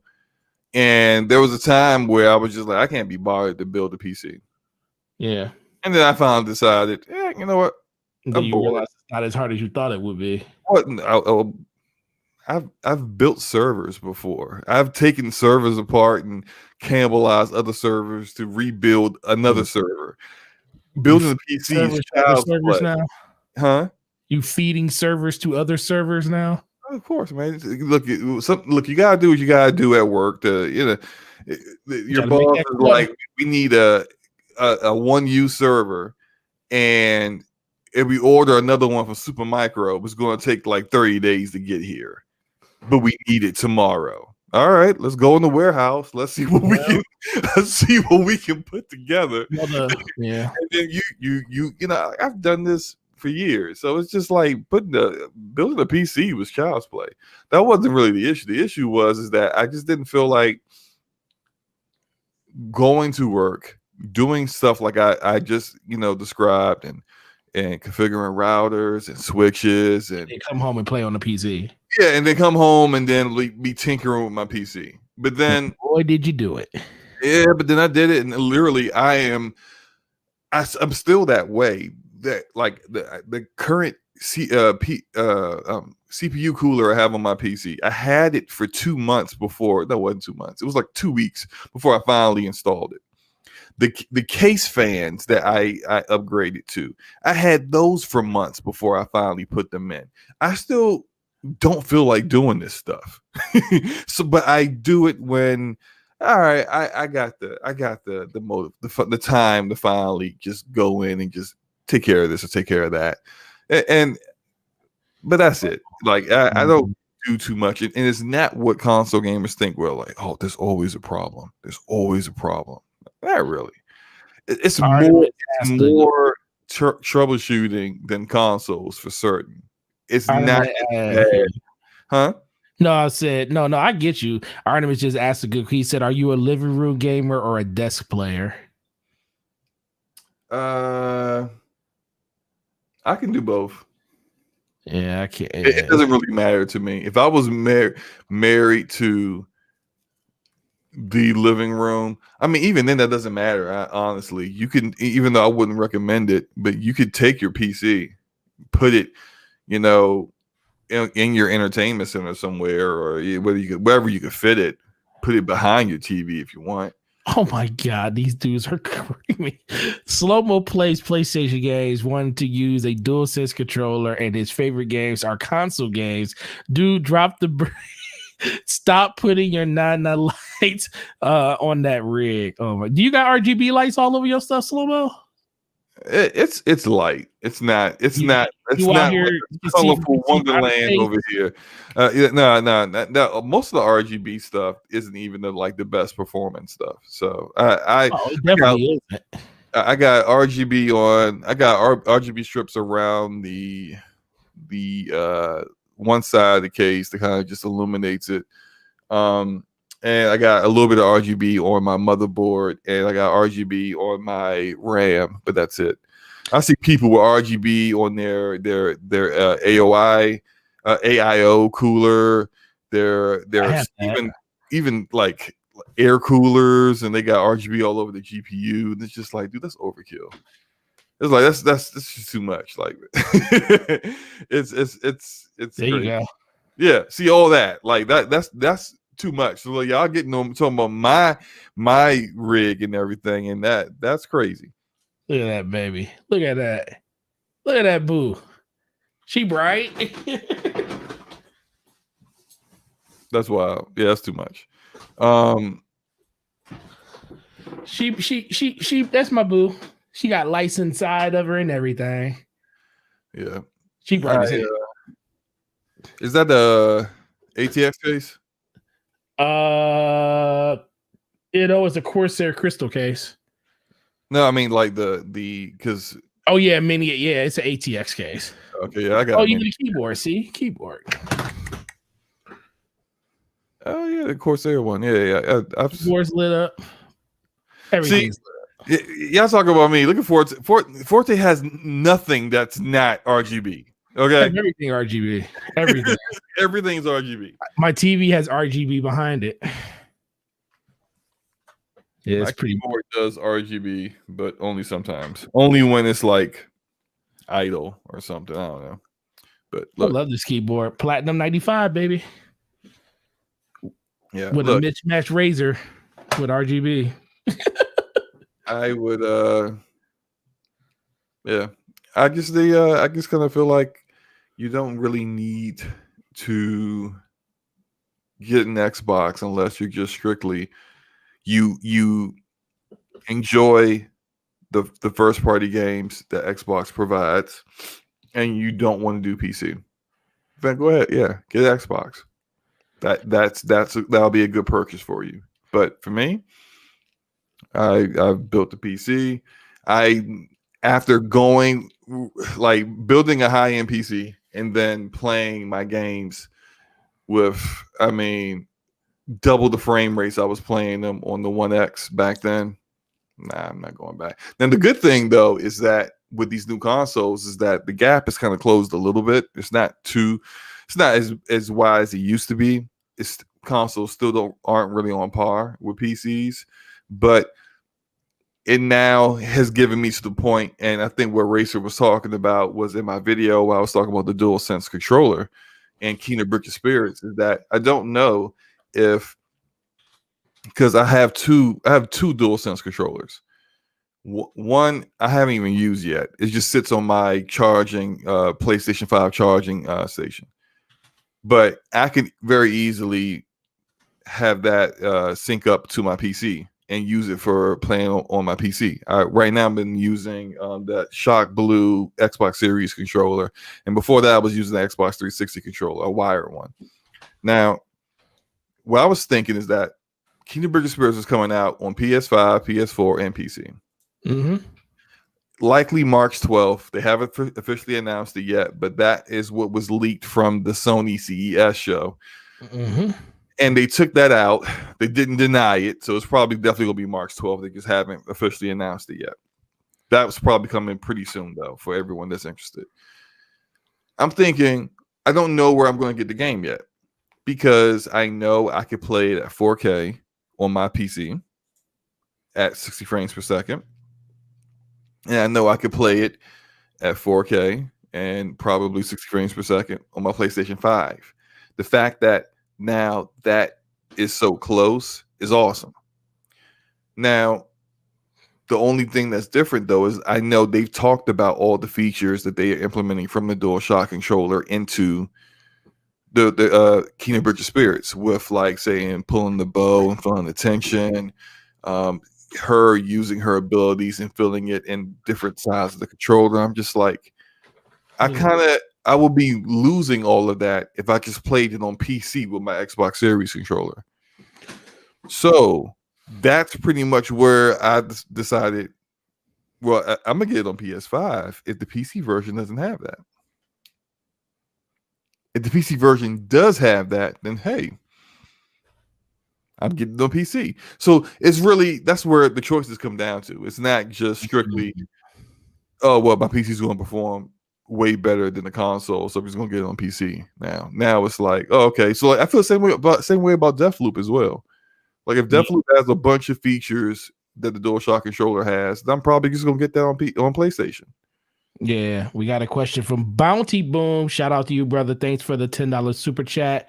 Hey, what's going on? Haven't heard you guys in a while. Been busy. The question is, if PlayStation games start coming to PC, I guess he will say consistently because they already started coming. Okay, so like, would you get rid of your PS5? Now, I am the kind of person where I don't wait. I don't wait for games I want to play. Now, if they're not day and date, then there's no question. I'm definitely keeping my PlayStation 5. If they are day and date, and like I talked about with Kingdom Bridge of Spirits, where if I'm using a DualSense controller on my PC and I get the same features that I get on the PlayStation 5, why do I need that? Dizzy said I'll wait for an Xbox port. It's like, at that point, why do I need a PlayStation 5 if I can do all of that on PC? I really literally would only need a PC at that point, because I would get all of the PlayStation games and all the Xbox games all in one box that I put together myself, and I know inside and out, and I can just upgrade whenever I feel ready to. I don't have to worry about the hardware not being up to par, whatever specifications that the engineers at Xbox and PlayStation decide to come up with. I ain't got to worry about none of that. It's my build, it's my parts, it's what I chose to put in it, and I don't have to worry about a developer saying, "Oh well, you know what, we were going to put in a 60 frames per second mode, but we just didn't." Deal with it. Oh man, don't worry about that. Frame rates is whatever I choose it to be. So that's where it comes into. But until then, there are a lot of PlayStation games that I'm interested in, and I mean, pretty much that's the only reason why I got it. I got it for the exclusives. So shout out to Racer, says all of those lights necessary for Let's Play Golf PC lamers. So yeah, they are necessary, Racer, because I play a lot of Let's Play Golf at night. So you got to be able to see the green when you out there at night. So yeah, that's why I got so many lights, just to play that game. Racer also says Slow-Mo shows how scrubbish PC gamers are. They want superior console gaming, tough buy console. Yeah. It's I guess I could care what Racer feels about this, but I don't. I just can't. Artemis, I never would have thought of the day where PC guys sound like Mac guys with their overpriced systems to do the same thing as something cheaper. The same thing, but better. Okay, there's a difference. Mac guys didn't have better; they just had it different. It did the same exact thing. It just looked different. That there's a huge difference there. Oh, Darkseid says they got restocked on the 19th. They got 600 PlayStations in stock. Let's go, man! Make sure y'all get them in France. The entire country only got 600. 600. What? Oh man, PlayStation out here said, man, United States of America is our priority. We are not citizens to anybody else but the United States of America. What are they gonna do, the Hunger Games for you to win your chance to get the PlayStation? Oh, they said the Hunger Games. The whole country. This is crazy, man. Yo, that just tells you how difficult it is to get these consoles right now. To get anything right now. Anything in tech is so hard to get right now. Try to get a graphics card that's not 2 times the price, right. because of the tariffs and because of all the mining going on. I almost thought about doing this right now. If I sold my current, so I got a 2070 Super. Oh, I looked at my 2080 Super too. So go ahead. I know where you're going with this. Because I got a backup 1060 that, I mean, it's barely capable of running the games I want to play, but it can. So I'm like, you know what? What if I sold my 2070 Super in this drought of GPUs right now? I could sell it. And I'm looking at it now because I remember checking it before, and I saw some prices that was like, word? Really? More money than I paid for it. Yo, more money than $525 for a used 2070 Super. So $600, $560, $700, $655, $650, bruh. People out here. Mine was on sale. I paid $450 for this. Yo, I'm really about to sell my joint. No, you're not. Sell it. You're gonna be out here mad because you're gonna be on that 1060. Yeah, right. That's why I'm choosing not to do it, because like that though. I'd be mad on having the 1060 and then waiting for like a 3070 or a 3080 to come available, and just like, man, yeah. I'm on the waiting list for EVGA, but I know you've been on that list for a minute. Yeah, a lot of people been on that list for a minute. One of my coworkers been on the list since October. So, last question I have for you and just for the show in general. A couple of things we could have talked about. I know unless we want to talk about Santa Monica thing, we could actually save that when we get a little bit more information on what they're actually doing. We can talk about that. Well, we can talk about it. Well, let me ask you this. All right, I'll ask you about the Santa Monica stuff, and then we'll tie it up with one question I wanted to ask you at the end. So, Santa Monica Studios, you guys know them as the home of God of War. It's a PlayStation exclusive studio. They are on the lookout for lead art design and someone that led an art design or lead art. They're looking for somebody with at least 10 years of experience to work on a sci-fi unannounced IP game. I'm so excited. What do you think about this, Slomo? Because I am very excited. I have been wanting PlayStation first party studios to work on a sci-fi game for a minute. And this is you got Cory Barlog heading it up. I'm excited. I'm excited for what this could be. Oh man, is it a first person shooter? Is it third person, like, you know, the typical PlayStation format, but in the sci-fi setting with I'm just like, okay. I can't wait to see what this is.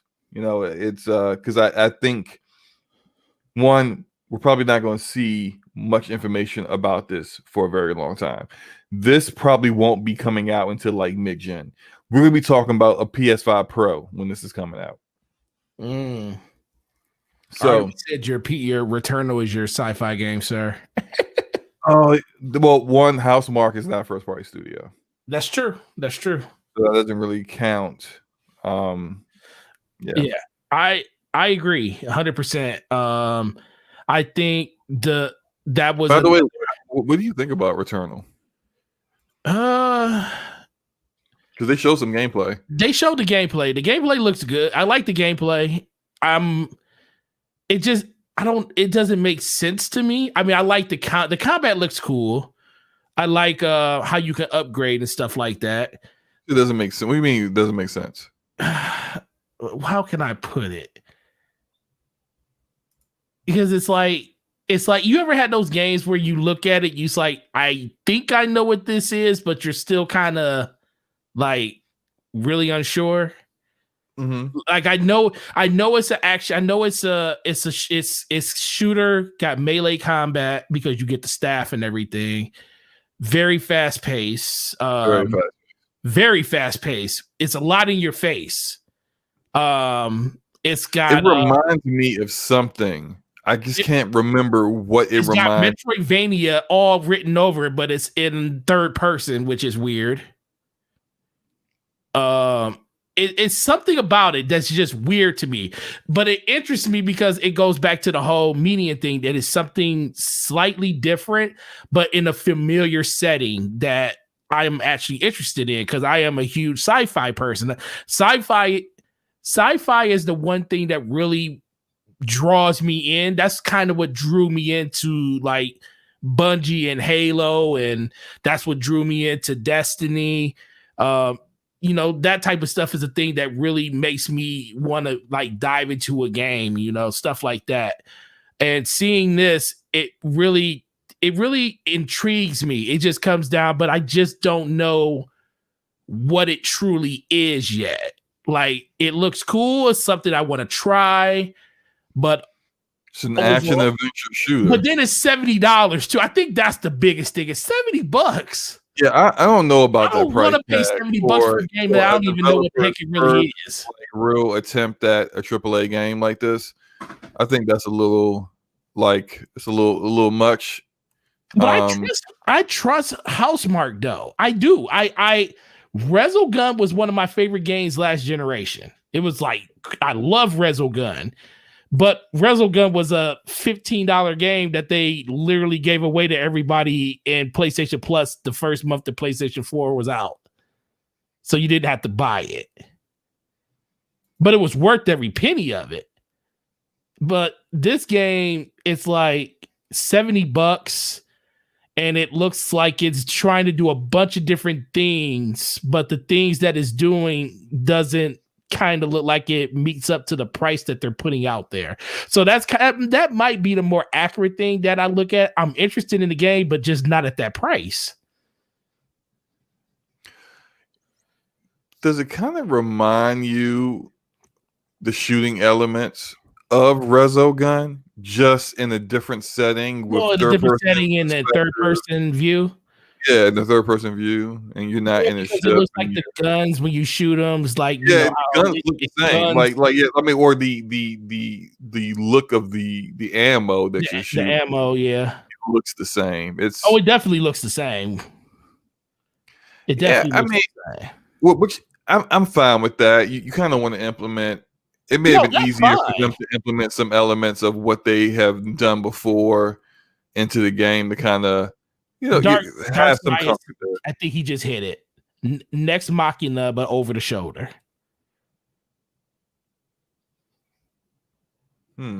I think it's not a 1-to-1 thing because they are different things. Right. But that is probably the closest that I can probably tie down to it without comparing it to something that's completely not like it. Well, you know what? The speed of it also kind of reminds me, not in like gameplay, but just the speed of Doom. Yeah, because Doom is this fast paced as the gameplay. I'm looking at the gameplay right now, and it's a good show. Ryan Landis. No, he said. Expanse. Oh yeah, hold up. Sci-fi. Yeah, that is really good. I like that. If you into sci-fi, The Expanse is awesome. Is a really good show. I binge watched seasons 1 through last month. Binge watched seasons 1 through 4. I need to watch the last. Dizzy just said your favorite publisher is Tencent. Dizzy is lying. Dizzy's just still mad about me telling the truth about that trash Frostbite engine. But since he brought up Tencent, I know we kind of spitballing things at this point. No, Tencent is preparing to do a major purchase. In the billions of dollars. So we're not talking. We're talking a big time, either a major developer who's independent, which there's only a handful of those. So you could probably really, Bungie. I hope not. They own a percentage of Bungie already, right? They don't own Bungie. They gave Bungie money to help develop. But that's always how it starts with Tencent. Tencent is like that pimp. You know, I will give you some money to help you with the Tencent and NetEase, another Chinese publisher. They do this all the time. They go, "Oh, you need some money? You need some money, baby? Here, I got you. You good? But you owe me now." You know, like that. That's Tencent and NetEase. They do that all the time. They did it to Warframe. Look, Warframe took money and ended up getting owned by Chinese companies eventually, because the problem is that you need the money because your the way your company was set up and what you were bringing in wasn't sustainable for you.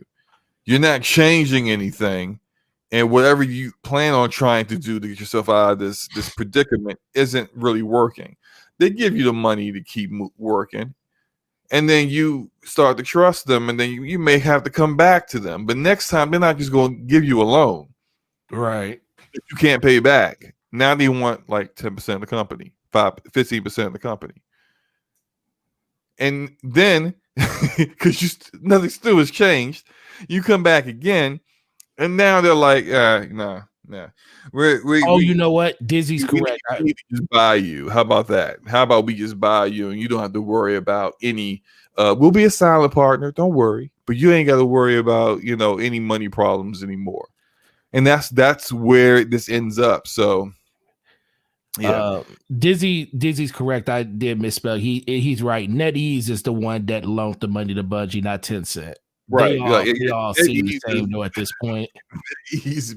But Tencent does the same thing. Tencent does they do the same thing, so it just seems the same. Yeah. It could be Bungie. Bungie would be a independent developer that is, because they're up in the 800s of when it comes to the number of employees they have. They just hired 75 more people. Right. Which they're only growing because they need the people in order to be able to keep up with the content that they're doing. That would be up in that range, or it could be a publisher. Could it publisher be smaller? Could potentially, yeah, it could be smaller than Bethesda. Definitely smaller than Bethesda, but still big enough to warrant that, because they own multiple studios and have multiple. I think it would be valuable. It's like I think it would be publishing. I think it would just. I think it would be something like a publishing situation, like a publishing arm and everything. If you're talking billions of dollars, you're talking multiple studios, a publishing arm and everything. Always. Oh wait a minute. Didn't Sega sell off some of their other? They did. Other stuff other ventures, they did. Yeah, which some people said is typically what happens when someone is about to be acquired, or they're usually. Sometimes you don't do that because you kind of leave the books the same because people want to value. Yeah, if you're trying to be more attractive. Well, if you shave the beforehand, if you shave off the undesirable parts of your business that that certain people wouldn't want to own and didn't want to have to manage or find a buyer for. If you do that for them, then you become a little bit more attractive. Yeah. So I guess Sega could be potentially, but I guess I'm just tired of hearing about Sega and acquisition talks. I just don't want to hear that anymore. But I could see someone being like the size of like a Bandai Namco or a THQ, that someone that's a publisher, but they don't publish really big games, but they do have a lot of little studios under their belt that they work with and stuff, and they own a lot of trash IP, I would say. So, well, Bandai Namco has a lot of IP. They got Tekken, they got Soul Calibur, they got the Dragon Ball Saga, the Dragon Ball games, they got the Naruto games. They got a lot of IPs, a lot of them. That's a lot. Wouldn't surprise me at all if Amazon or Google also made a really big acquisition soon. I think what Microsoft started. Wait for right there. That's the key. I think once Amazon or once once Amazon. No one's buying EA. It's EA, yeah. No one but well. No, I mean EA could be up for sale, but no one but an Xbox will buy EA. Here's why. Nobody but an Xbox. Microsoft is the only one who has the capital.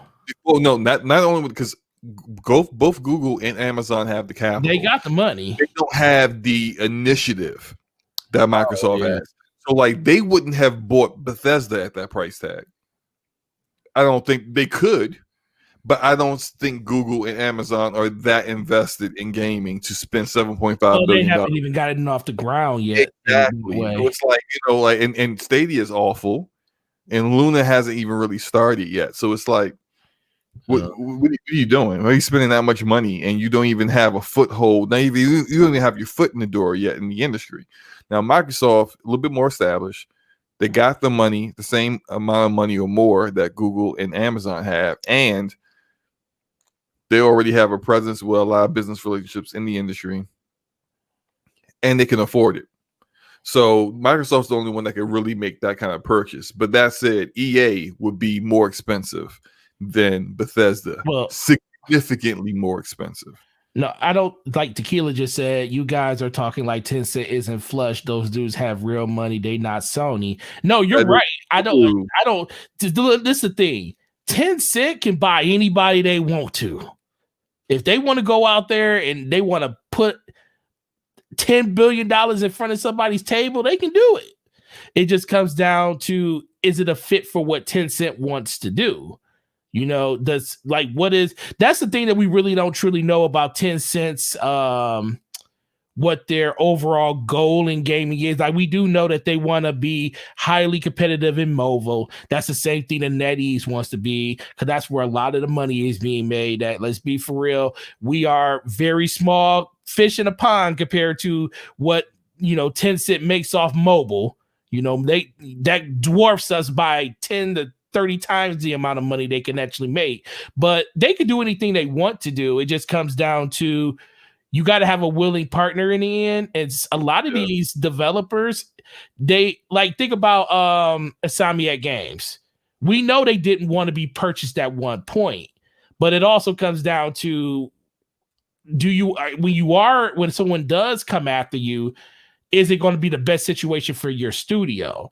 And I think them going to Sony gave them the best opportunity, because they already had a working relationship with them, and then the money that Sony threw at them was worth the investment for him to say, yeah, okay, we'll definitely become a part of the of the first party studio, because they were already in bed with them to begin with in the first place. Now, when it comes to somebody like Amazon, they could have probably threw them more money, but the working condition that they probably would have been under probably wouldn't have been as ideal for them. So just because you could throw the money around doesn't mean, every studio is going to go for that piece of pie. It sounds crazy. You would think that any studio would take whatever type of money they can get to get that type of acquisition.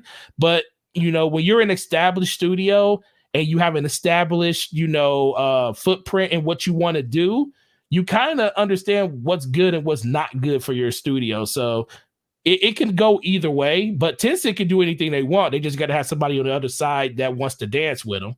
Right. And I'm not saying Tencent doesn't have the money to do that. They do have the money to do that. Tencent doesn't have Microsoft money, though. There's only there's less than a handful of companies out there that has Microsoft money. Tencent, no one has Microsoft. I mean, Tencent's probably one of the biggest companies in gaming when it comes to how big they are. But Microsoft didn't flex with that purchase of Bethesda off of the money that the revenue they bring in off of gaming. They flex like that because in their other industries that they are in, they are a giant. And they bring in a ton of money, and they're worth so much more. That was a drop in the bucket. That $7.5 billion was a drop in the bucket for them. So Again, it goes to what Forte says about having a willing partner. I don't think, I think partially the reason why Bethesda happened was because they already had a working relationship. I don't think Bethesda would have just did that with anybody, and they need the money clearly. Oh yeah, they definitely needed the money, but I don't think they would have sold the company to just anybody. No, they wouldn't have. So Tencent doesn't really have, but this is why they kind of doing what they're doing. What I said before, them and NetEase, where they you need some money, you need some help. Here's a loan. They Tencent did a loan for Platinum Games. Yeah, they did. Like last year. They did. You're not lying. And don't be surprised if they're doing another loan for Platinum Games in 2 years. And don't be surprised if like 4 years from now they own Platinum Games, because that's what the eventual end result of that is. And Platinum is taking that money and they're trying to invest in games that they own, IP that they own, so they can build themselves up and not just be making games for IP that they don't own and not really getting the lion's share of the revenue out of. But yeah, regardless, Tencent's definitely going to, it looks like they're going to be, when you start prepping your investors on, hey, look, we're about to buy something for a few billion. A few billion. Yeah, it's going down. Like this is already been in talks. So it's going to happen. Obviously, we probably will know about it before the year is out. Right. But I agree. Who it is, I don't know. I'm thinking probably an independent, big time developer. And if that's the case, I'm thinking like Bungie's a possibility. Man, or Bungie is a possibility. That scares me. Who are the biggest independent? Square is one of them too. But Square's a publisher. Well, they're a publisher, but I mean, like I said, if you're talking about billions of dollars, you're talking about buying. They could buy Square. Yeah, they could buy Square. Activision's up there still. I mean, can you imagine them what if it's a Korean like Pearl Abyss? Pearl Abyss is not well known in the United States, but on the Eastern Hemisphere, they're definitely well known. They're a 1,000-person studio that makes multiple games. Lost Ark, which is, even though it's not in the United States, it should be, because the game looks amazing and I think it would do well over here. A lot of people wanted to come over here, but they got that. They're coming out with Crimson Desert this year. They've had Black Desert. They make a lot of games, and those aren't even their biggest games. Their biggest games are mobile games. Right. So, like, it could be that. We don't know. We don't know what's going to happen, but we'll see. I agree. Well, sir, another great episode with you, man. First of all, I appreciate you dealing with me all of these months and almost seems to be crazy years, because I am kind of seen now, especially when we ain't gonna get into all that, but we always want to run this down with like a couple of Q&A with you guys. You guys have any questions? We're gonna take questions for like the next 5 minutes before we get up out of here. So if you got anything you want to ask Slomo or myself, if you want to tell Slomo what he needs to eat for breakfast or anything like that, make sure you put it in the chat, and we'll get to it as they come in. But Dizzy sent me a DM about Amazon. Look, hey, Amazon's Dizzy, I agree about Amazon. Amazon's way more invested in gaming than I think Google is, and because based off of how long they've been working on things. So people just know about Amazon Luna, which is, I think it's Luna that it's called, which is their cloud service that's similar to Stadia. But Amazon actually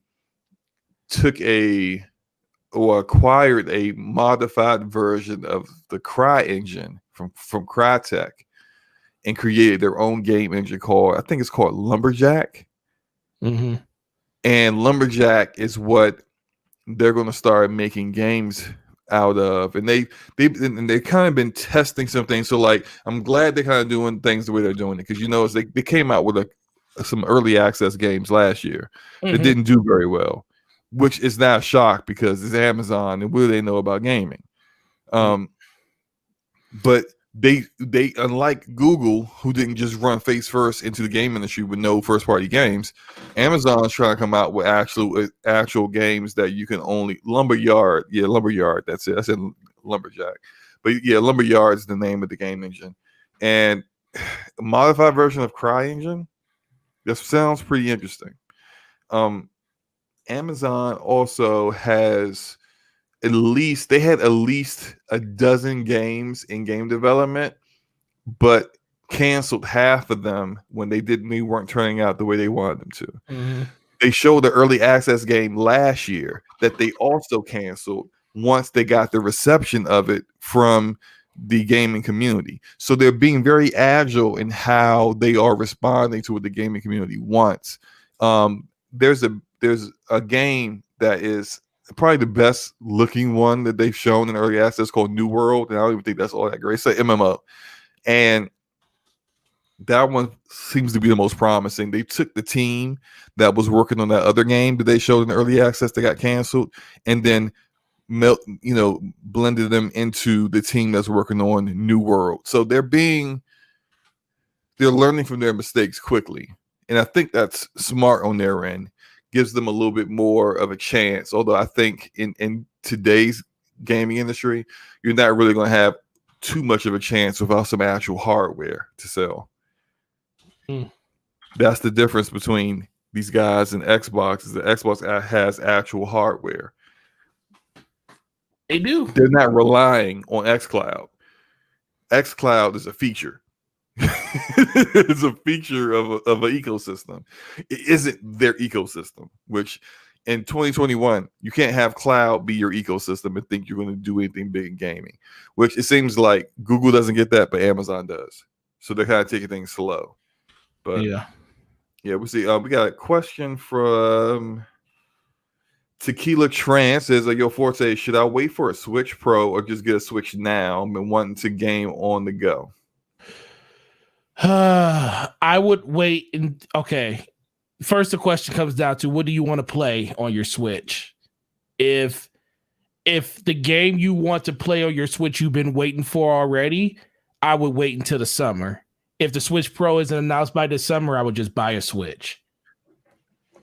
That's still don't think a Switch Pro is coming out this year. That's what I'm saying. If it doesn't get announced by the summer, then I wouldn't wait till next year, because I do believe the Switch Pro is coming. It just depends on when it's coming at this point. Yeah, Nintendo doesn't really care about launching in like the same time periods that Sony and Microsoft do. Sony and Microsoft are never going to launch a console that's not in the fall. Or in the Switch in what, March? Yes, Nintendo will launch a system in Q1 of a year, Q2 of a year.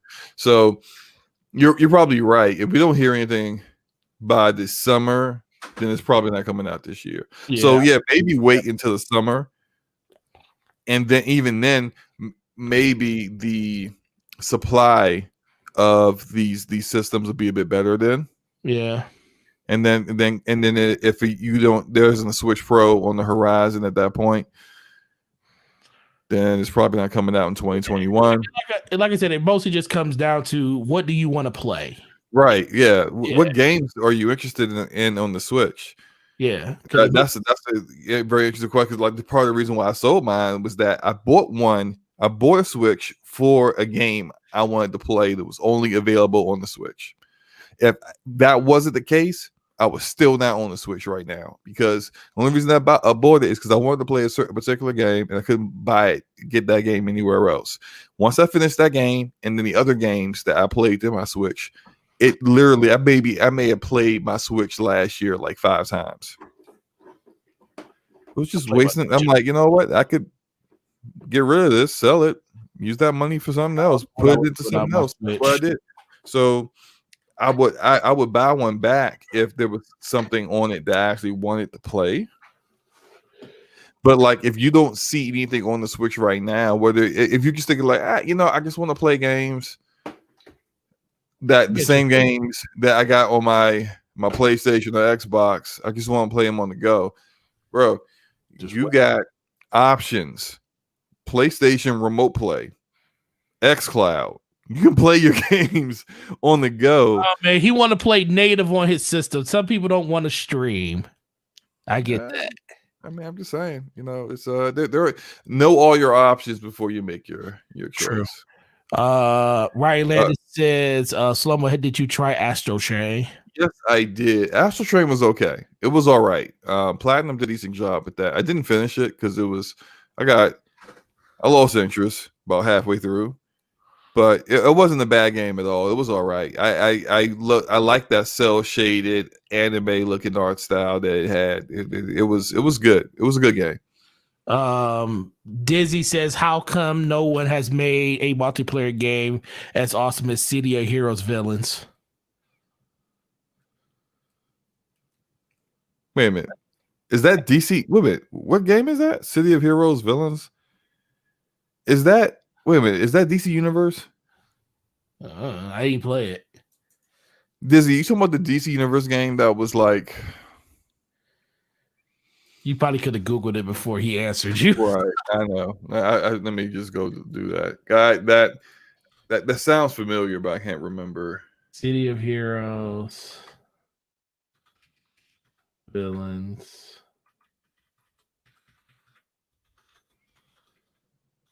I don't know. There it is. Oh yeah. I remember this game. It is the DC game. Oh DC yeah. Combat, yeah.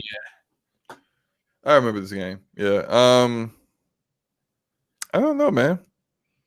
I wouldn't say. I don't know. Was it? He said no one has been able to make a multiplayer hero game as awesome as this. Look, I wouldn't say this. I guess that's all in the eye of the beholder. It wasn't. I don't think that was a bad game or anything at all. But yeah, Sheila said it's an MMO, old school. It is. I remember it. Now that I look at it, it's been a while. Yeah, you're right. Yeah, that's like over a decade ago. Dizzy has anointed you. That was over. That was over a decade ago, I think. It came out over a decade ago. Was that college? Yeah, it was college.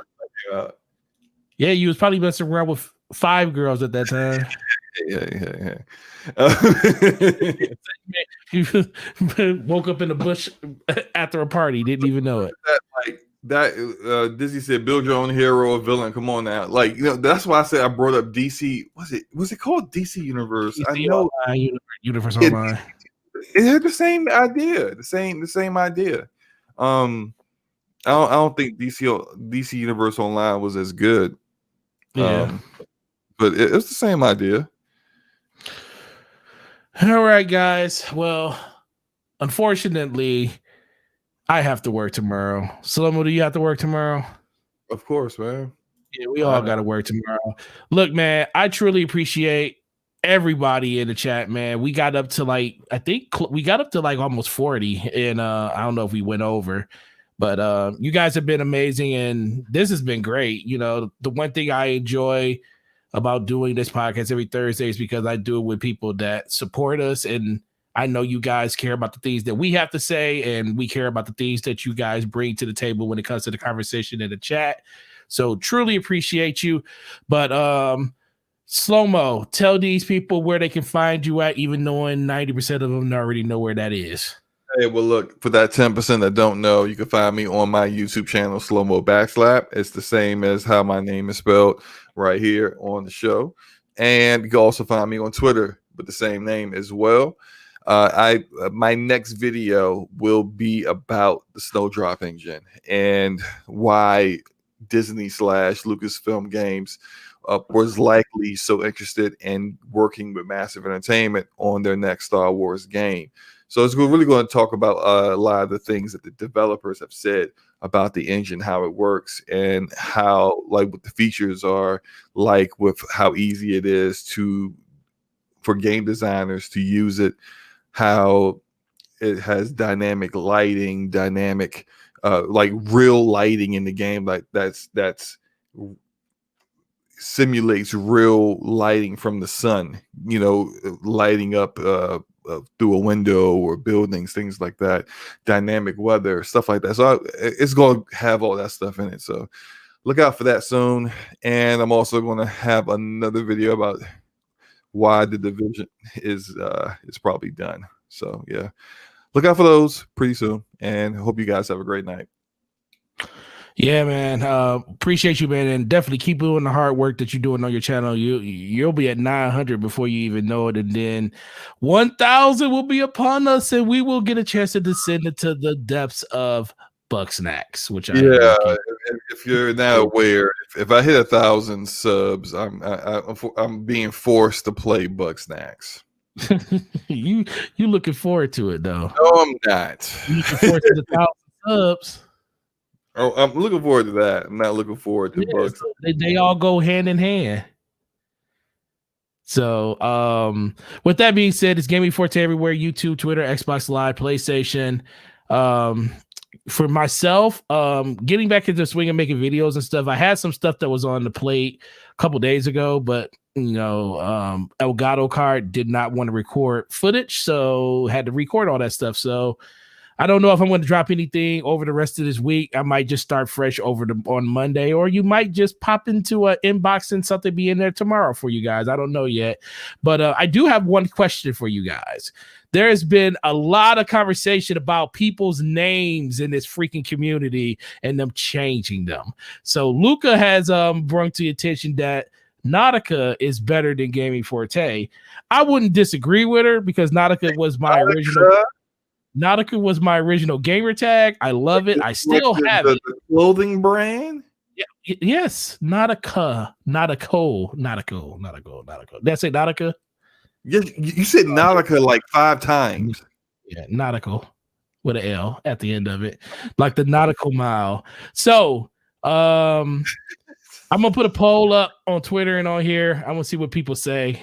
And I'm not saying I'm going to change it back. I'm just going to see what people have to say about this. I want to see if everybody's gets consistent as Lucas keeps saying that it is, but we're going to go. I do think you should go with nautical. Cole. Why? Because it's more unique than Gaming Forte.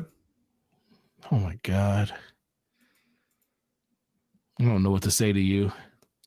What? Am I wrong? I'm not saying you're wrong. I love the name. I just didn't want to. I don't know. You never had that idea where you just wanted to, when you wanted to make a YouTube channel and you was like, I don't want to make it nautical. And then I didn't. I don't know. We'll see. Can we write in suggestions? Yeah, you know what? That's actually, I like nautical more, but at this point, more peeps know you as Gaming Forte, so don't change it, homie. I feel you. That's what I'm thinking too. I think that ship has sailed. You know what? That's actually a good question, Slomo. I know you can't do it yet because you don't have the 1,000 subs yet, but you know what? When the show is on so next week, the show's going to be on his channel. We'll throw out a tweet probably on Monday morning or probably Tuesday morning or something, asking for suggestions on like topics and stuff, or just things that you guys want to talk about on the show. And we can have like a community generated portion of the show where we could just talk about some of the stuff that you guys wanted to talk about. I think that would be a really, really good bring up, and it would actually bring a little bit more interactivity to the show. So that's a really good bring up, and we could definitely look into doing that. Dave says I like Forte. That's something that I personally like. If I was to drop the gaming, I would be fine with it. Even when I do my videos, I don't say Gaming Forte anymore. I just say Forte because I just like the way that flows a little bit more. And even in these live streams, it just says Forte. So that might be something I actually do. Just drop Forte altogether and just be Forte. But I don't know. Sounds good. But make it a Discord call-in show. Man, you trying to turn us into Hard 8? What do you think about that, Slow-Mo? Nah. You don't want to. Nah. You know what though? I do think because we are gonna move to Discord at some point. I do think at some point, probably for like big milestone shows, like episode 52, our 1 year episode, we could probably do a call-in show. Nah. No, you don't want to do call. Look.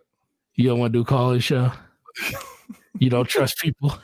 No, I don't trust people. I don't trust people either. We wouldn't just let anybody in. Look, some of the fine people in the chat would be just fine.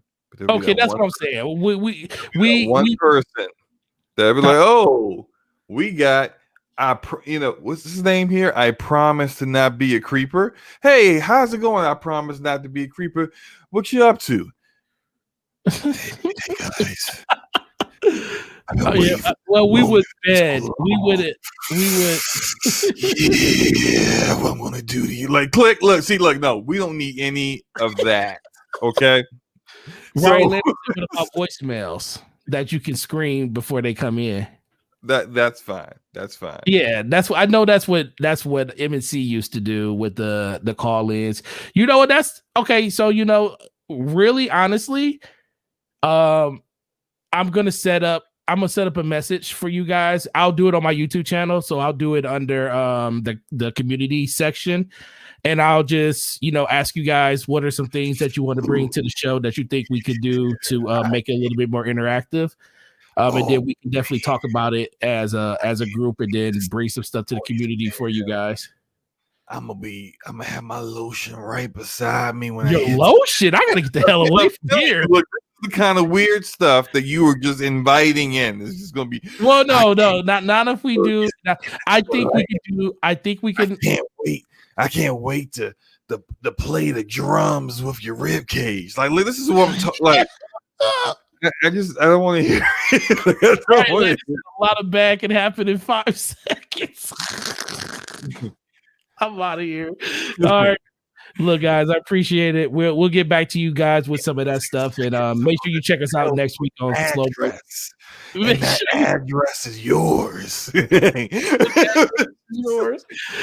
We see you guys next week for DPS podcast on Slow-Mo's channel for episode 20. You guys have a great weekend, and be safe out there, and have a good week. Pick my teeth with your fingernails. Like, look, come on, like, just. No, can't do it.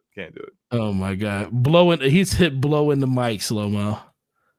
No, that's the kind of stuff.